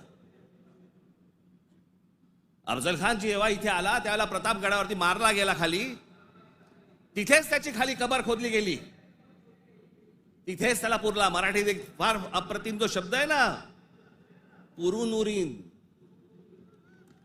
तो आहे, तुला पुरीन आणि उरीन. तो जो पुरला त्याला तिकडे अफजल खानाला, तो शिवाजी महाराजांच्या होकाराशिवाय पुरला नसेल. त्याची कबर जी केली आहे ती महाराजांना विचारल्याशिवाय केली नसेल. महाराजांनी सांगितलं असेल निश्चित करा, जगाला कळू दे कोणाला मारलाय.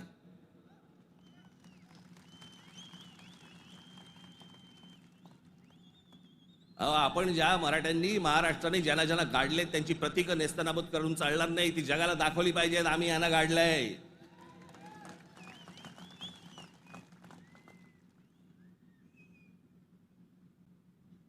इस्रायलची एक खूप मोठी संघटना आहे मोसाद नावाची, त्यांचं एक पुस्तक आहे. त्या पुस्तकामधली एक ओळ फार अप्रतिम ओळ आहे आणि त्याच्यात त्यांनी दिलंय की आम्ही अनेक स्मारकं बांधली इथे इस्रायलमध्ये, पण अनेक लोकांची आम्ही स्मारकं बांधली नाहीत. का? कारण ती जर बांधली तर जगामध्ये ते कृत्य आम्ही केलंय असं जगाला कळेल, म्हणून आम्ही नाही बांधली.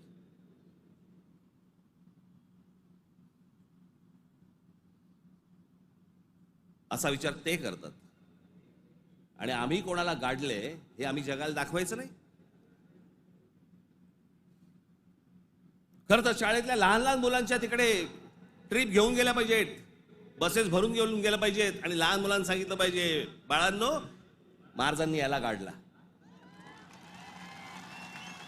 हा आपल्यावर आला होता, हा आपल्या धर्मावर उलटला होता, हा आमची मंदिरं पाडत होता, हा आमच्या बहिणींची आबरू लुटत होता, याला आम्ही गाडला. नाही तर पुढच्या पिढ्यांना आम्ही काय इतिहास सांगणार आहोत?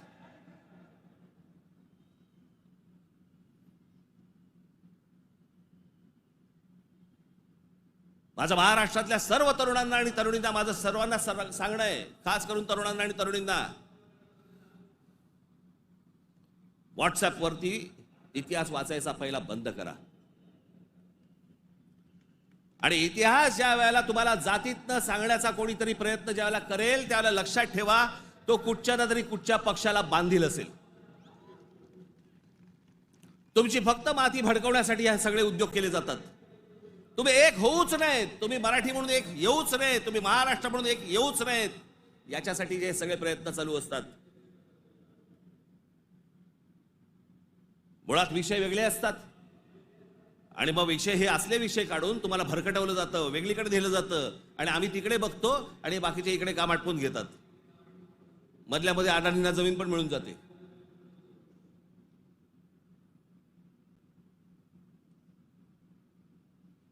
मुंबईचा विमानतळ दिला अदानीला, मग अजून कुठचा नवी मुंबईचा दिला अदानीला, मग आता पालघरचा दिला अदानीला, मग तिकडचं बंद दिला अदानीला. अदानी हुशार निघाला, आम्ही अडाणी निघालो.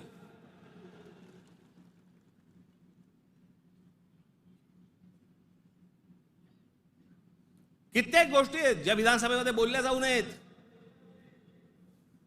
लाडकी बहीणचं काय झालं?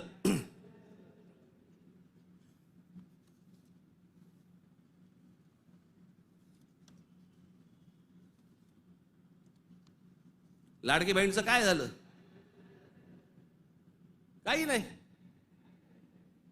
बंद होणार ती योजना. मी निवडणुकीच्या वेळेला सांगत होतो, पण माझं खरं सांगून तुम्हाला पटलं नाही, त्यांचं खोटं सांगून पटलं. काय कमाल आहे.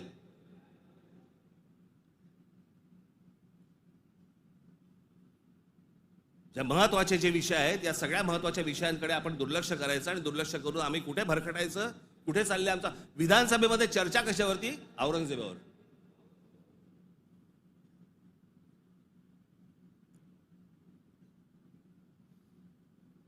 मी तुम्हाला मुद्दामून सांगतोय की तो तुर्कस्तान म्हणजे आताचा टर्की हा देश तलवारीच्या धारेवरती, धर्माच्या धारेवरती उभा राहिला. सगळ्या ठिकाणी आक्रमण केली.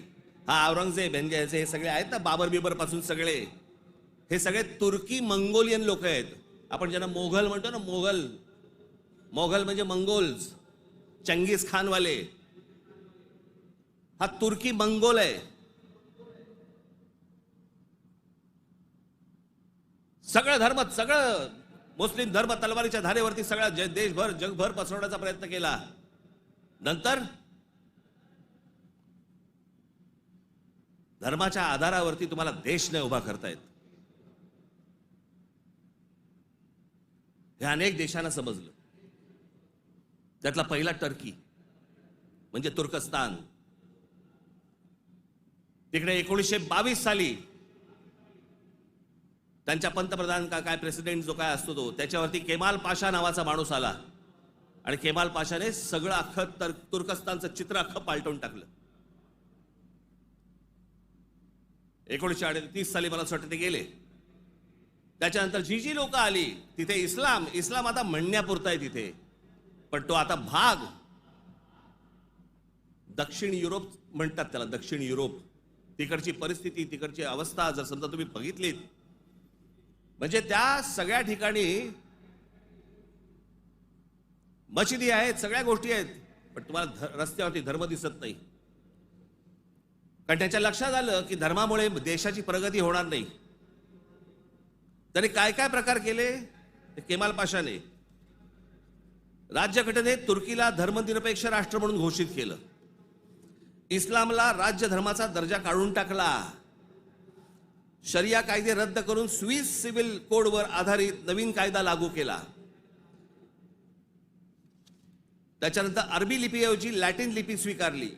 फ्रेंच फेज टोपी त्यांची जी होती त्याच्यावर बंदी आणि पाश्चिमात्य पोशाखांना प्रोत्साहन दिलं. मशिदींमधील अरबी प्रार्थनांना तुर्की भाषेत बदललं. आता सध्याचे टर्कीचे सध्याचे अध्यक्ष एर्दोगन यांनी मवाळ इस्लाम स्वीकारला वगैरे सोडा, टर्कीला दरवर्षी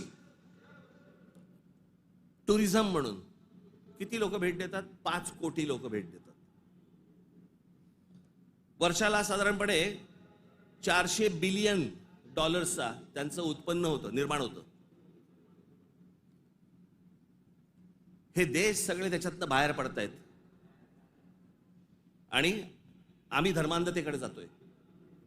धर्म प्रत्येकाने जोपासला पाहिजे उंबरठ्याच्या आत.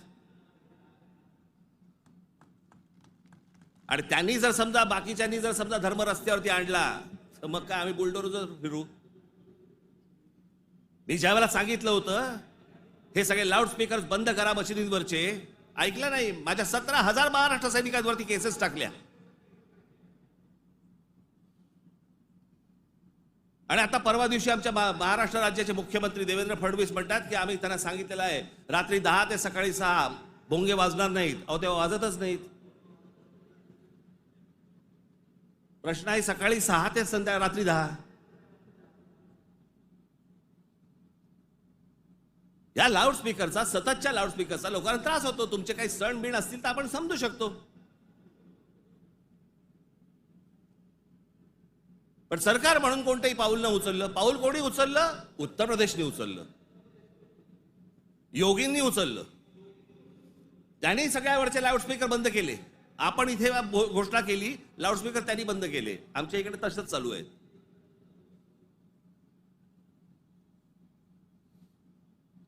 हे इकडे माहीमला इथे समुद्रावरती जे काय काय त्यांनी काय काय करतात ते मजार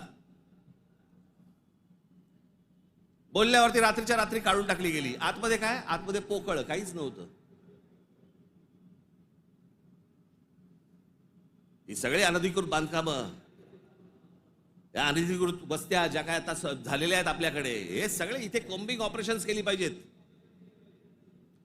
अहो आपण मूळ विषय सगळे जे आहेत ना, जे रोजगाराचे आहेत, जे शेतीचे आहेत, जे कामगारांचे आहेत, जे विद्यार्थ्यांचे आहेत, जे शिक्षणाचे आहेत, सगळे बाजूला काढतोय आपण आणि भलत्या गोष्टींमध्ये आपण रमतोय. भलत्याच गोष्टींमध्ये.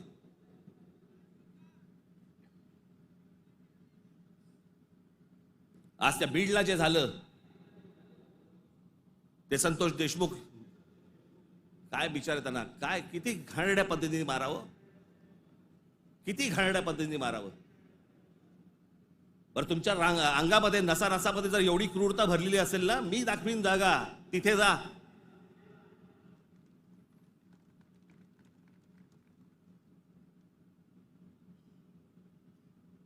पण हे सगळं झालं कशातनं? त्या विंडमिल, तिकडची ऍश, तो तिकडचा जो काय प्रकल्प, त्याच्यातनं निर्माण होणारी जी काही ती राख आहे. म्हणजे मी आजपर्यंत ऐकलं होतं की राखेमधनं फिनिक्स पक्षी उभारी घेतो. आमच्या बीडमध्ये राखेतनं गुंड तयार होतात. विषय होता पैशाचा. ही जी काय वाल्मिक कराड आणि जी काय नावं येत आहेत त्यांची, हे सगळ्या खंडण्या, या संतोष देशमुखने त्याला विरोध केला. उद्या तिथे संतोष देशमुख नसता, दुसरा कोणी असता तरी त्यांनी हेच केलं असतं. विषय होता पैशांचा, विषय होता खंडणीचा, विरोध होता खंडणीला विरोध करणाऱ्यांचा. आम्ही लेबलं काय लावली? वंजाऱ्याने मराठ्याला मारलं. त्याच्यात वंजाऱ्यांचा काय संबंध आणि मराठ्यांचा काय संबंध? कशात गुंतून पडतोय आपण? पण तुम्हाला गुंतवलं जातंय. हे राजकीय पक्ष तुम्हाला गुंतवतायत त्याच्यामध्येच गुंतून राहा. आमच्या मुलांच्या शिक्षणाचा विचार करू नका, विषय आणू नका. आमच्याकडे रोज शेतकरी आत्महत्या करतायत. आता दिवसाला 7 आत्महत्या होतात दिवसाला शेतकऱ्यांच्या. पाहू नका. आमच्याकडे रोजगार निर्माण होत नाहीये, लक्ष देऊ नका त्याच्याकडे. असंख्य मुलं आणि मुली मराठवाडा सोडून पुण्याकडे येत आहेत. दुर्लक्ष करा त्या गोष्टींकडे. आम्ही कशात अडकवलंय त्यांना? सगळ्यांना जातीपातीमध्ये अडकवलेलं आहे.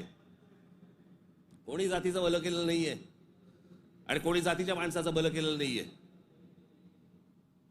या महाराष्ट्रामध्ये संयुक्त महाराष्ट्र झाल्यानंतर गेली इतकी वर्ष या महाराष्ट्राच्या सत्तेमध्ये जास्तीत जास्त आमदार आणि जास्तीत जास्त मंत्री आणि जास्तीत जास्त मुख्यमंत्री मराठा समाजाचे होते. मग मराठा समाजाला आरक्षण का मागावं लागते? काय केलं या आमदारांनी आणि काय केलं या मंत्र्यांनी आणि काय केलं मुख्यमंत्र्यांनी? जर माझ्या मराठा समाजाला जर समजा आरक्षण मागायला लागत असेल, मग एवढे आमदार आजपर्यंत का निवडून दिले? एवढे खासदार आजपर्यंत का निवडून दिले? एवढे मुख्यमंत्री का झाले? एवढे मंत्री का झाले? मग या लोकांनी काय केलं? जात जातीला कधीच सांभाळत नाही. हे फक्त निवडणुकांमध्ये फक्त तुमची मतं घेण्यासाठी म्हणून फक्त जातीचा वापर करतात. याच्यानंतर काही होणार नाही. निवडणुकीच्या तोंडावरती तुम्हाला सांगितलं होतं शेतकऱ्यांना कर्जमाफी करू म्हणून सांगितलं होतं ना. काल अजित पवार बोललेत 30 तारखेच्या आत पैसे भरून टाका, कर्जमाफी वगैरे काही होणार नाही. म्हणजे निवडणुकीच्या तोंडावरती तुम्ही वाटेल त्या गोष्टी बोलणार आणि निवडणूक संपल्यानंतर लोकांनी भाबडेपणाने मतदान केल्यानंतर तुम्ही आता ऐन मोक्यावरती बोलणार की पैसे भरून टाका म्हणून. अरे वा. महाराष्ट्रातल्या जनतेला मला हे विचारायचं आहे की इतक्या भाबडेपणाने तुम्ही मतदान करता तरी कसे. ही लाडकी बहीण योजना, या लाडक्या बहीण योजनेची आता काहीतरी 2100 कोटी काहीतरी करणार म्हणे. 2100 कोटी केलं तर साधारणपणे वर्षाला महाराष्ट्र सरकारवरती 63,000 कोटीचं कर्ज होईल.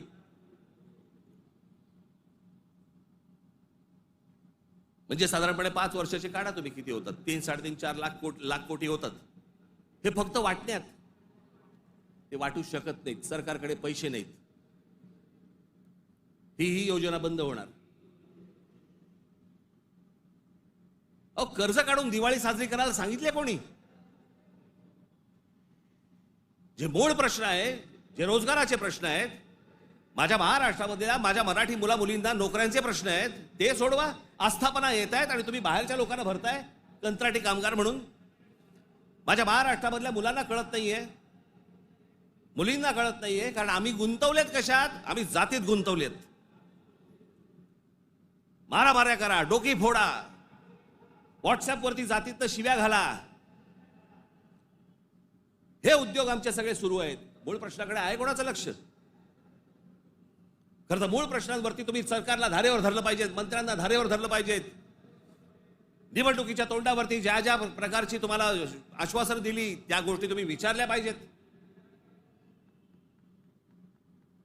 पण मुळात आपलंच लक्ष जर समजा नसेल तर बाकीच्यांचं फावणारच आहे.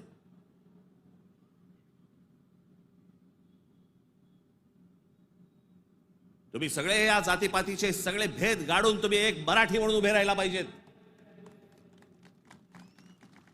बाकीच्या राज्यांमध्ये बघा, तामिळनाडू बघा, तामिळनाडूमध्ये हिंदी आणतायत, नाही म्हणून त्यांनी सांगितलं येऊ देणार नाही. केरळामध्ये येऊ देणार नाही. आम्हीच लोटांगण घालतोय.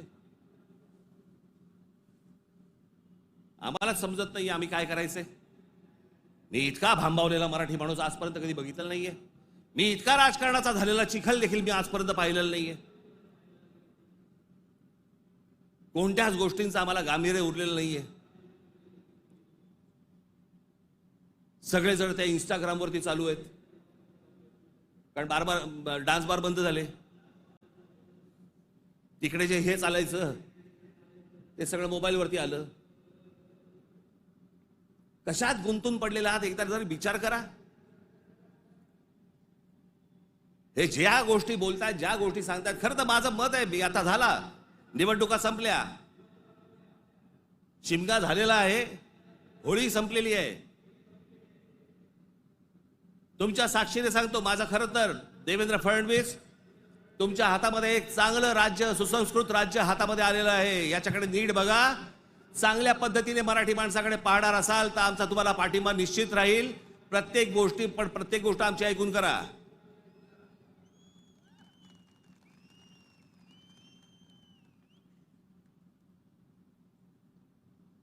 महाराष्ट्र आसुसलेला आहे. आता उन्हाळा आहे, आता पाण्याचे प्रश्न सुरू होतील. शेतकऱ्यांच्या आत्महत्यांचे आहेतच आहेत, कर्जांचे आहेत. कोणी कंपन्या येतात, त्या कुठची कंपनी आली ती लुटून गेले ते टोरस का काहीतरी.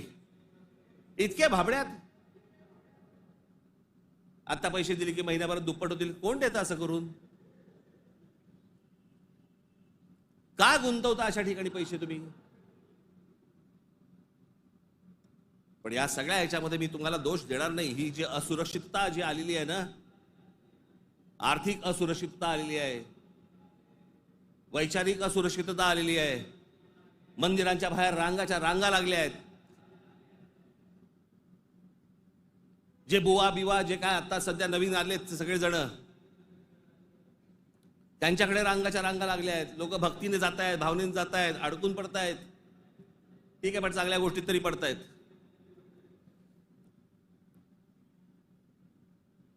आज चहूबाजूनी महाराष्ट्राला सर्व बाजूनी विळखा पडतोय. मराठी माणसाला विळखा पडतोय. हा विळखा तुम्ही ओळखला पाहिजेत. मराठी भाषेला विळखा पडतोय. आमच्या महाराष्ट्रामध्ये, मुंबईमध्ये आम्हाला सांगता, इकडच्या आस्थापनांमध्ये हमें मराठी बोलना नहीं आता तो क्या हुआ, कानफट इथंच बसणार.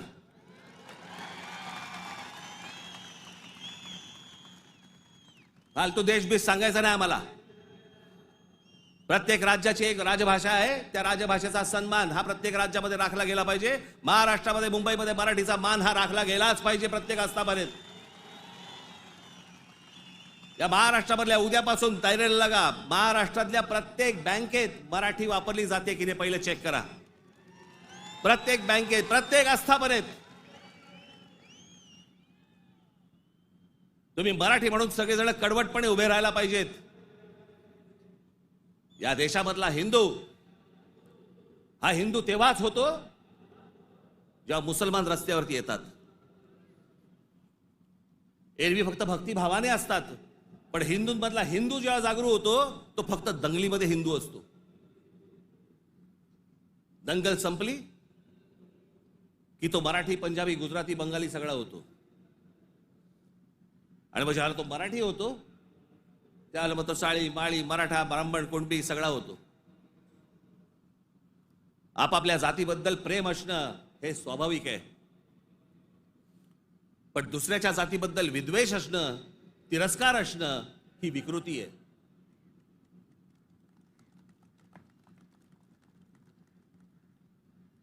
आज सगळे राजकीय पक्ष बाकीचे आज केंद्रातले असतील, पूर्वीपासून चालू आहे, काँग्रेस असल्यापासून सुरू आहे.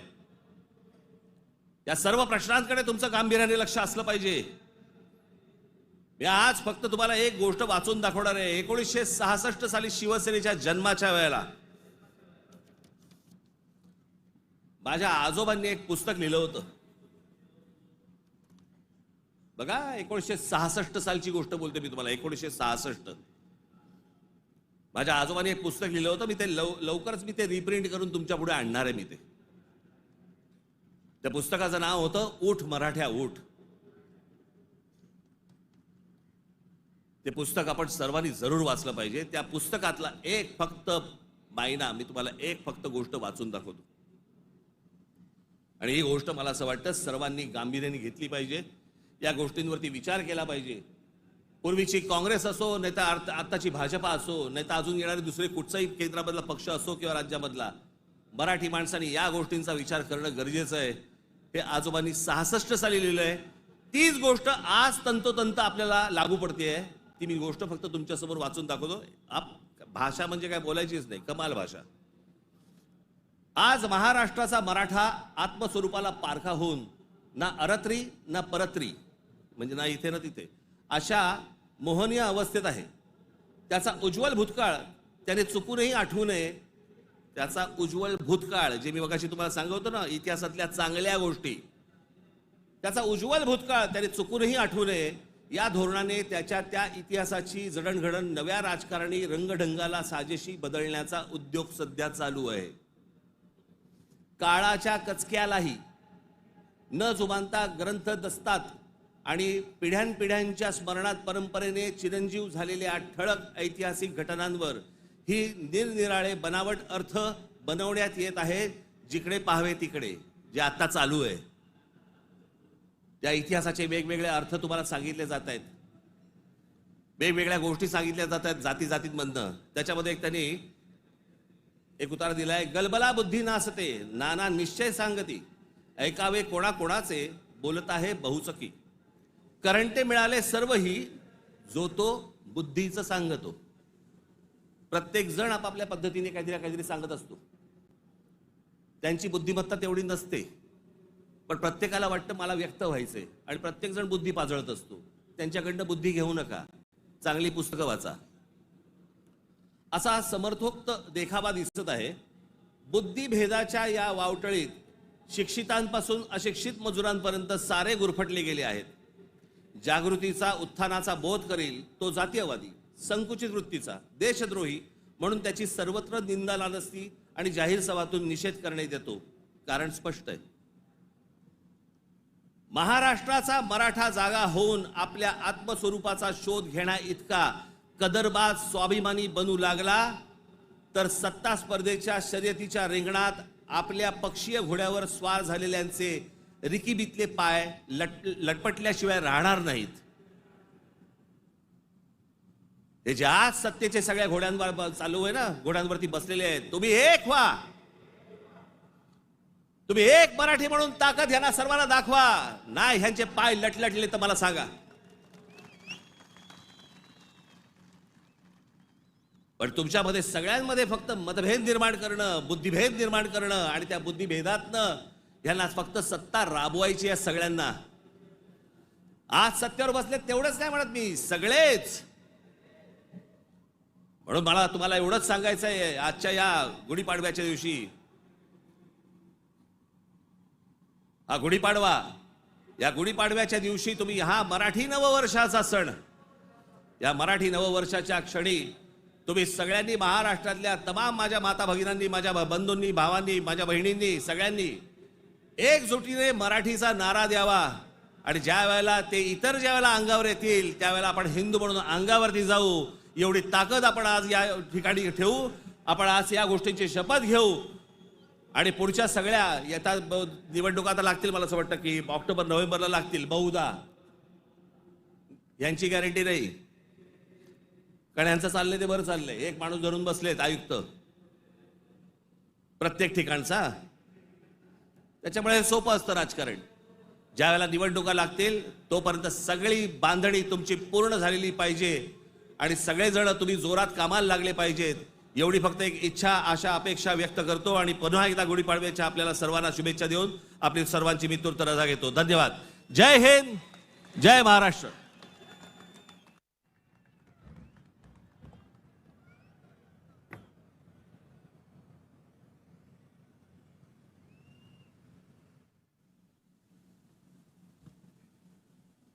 हे जे सगळं मी आजपर्यंत जे काही तुमचं प्रेम मला जे मिळालेलं आहे त्या प्रेमावरती आधारित आजपर्यंत जी सगळी घोडदौड सुरू आहे, ती जी ऊर्जा मला जी मिळते ना, ती तुमच्याकडनं सगळ्यांकडनं हे तुम्ही येता तेव्हा मिळतेच मिळते. पण आपला एक महाराष्ट्र सैनिक नगर जिल्ह्यातला कोल्हापूरला अंबा मातेचं दर्शन घेऊन तिथून तो आजच्या सभेसाठी पायी पायी कोल्हापूरवरनं इथे आलेला आहे. मी ते प्रमोद आरणे, कुठे गेला इकडे,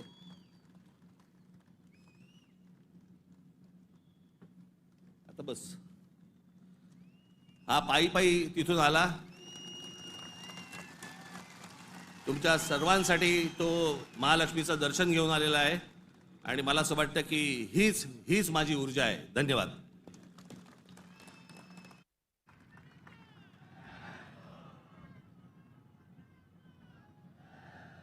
कृपया महाराष्ट्र गीत आणि राष्ट्रगीतासाठी सगळ्यांनी स्थानापन्न व्हावं.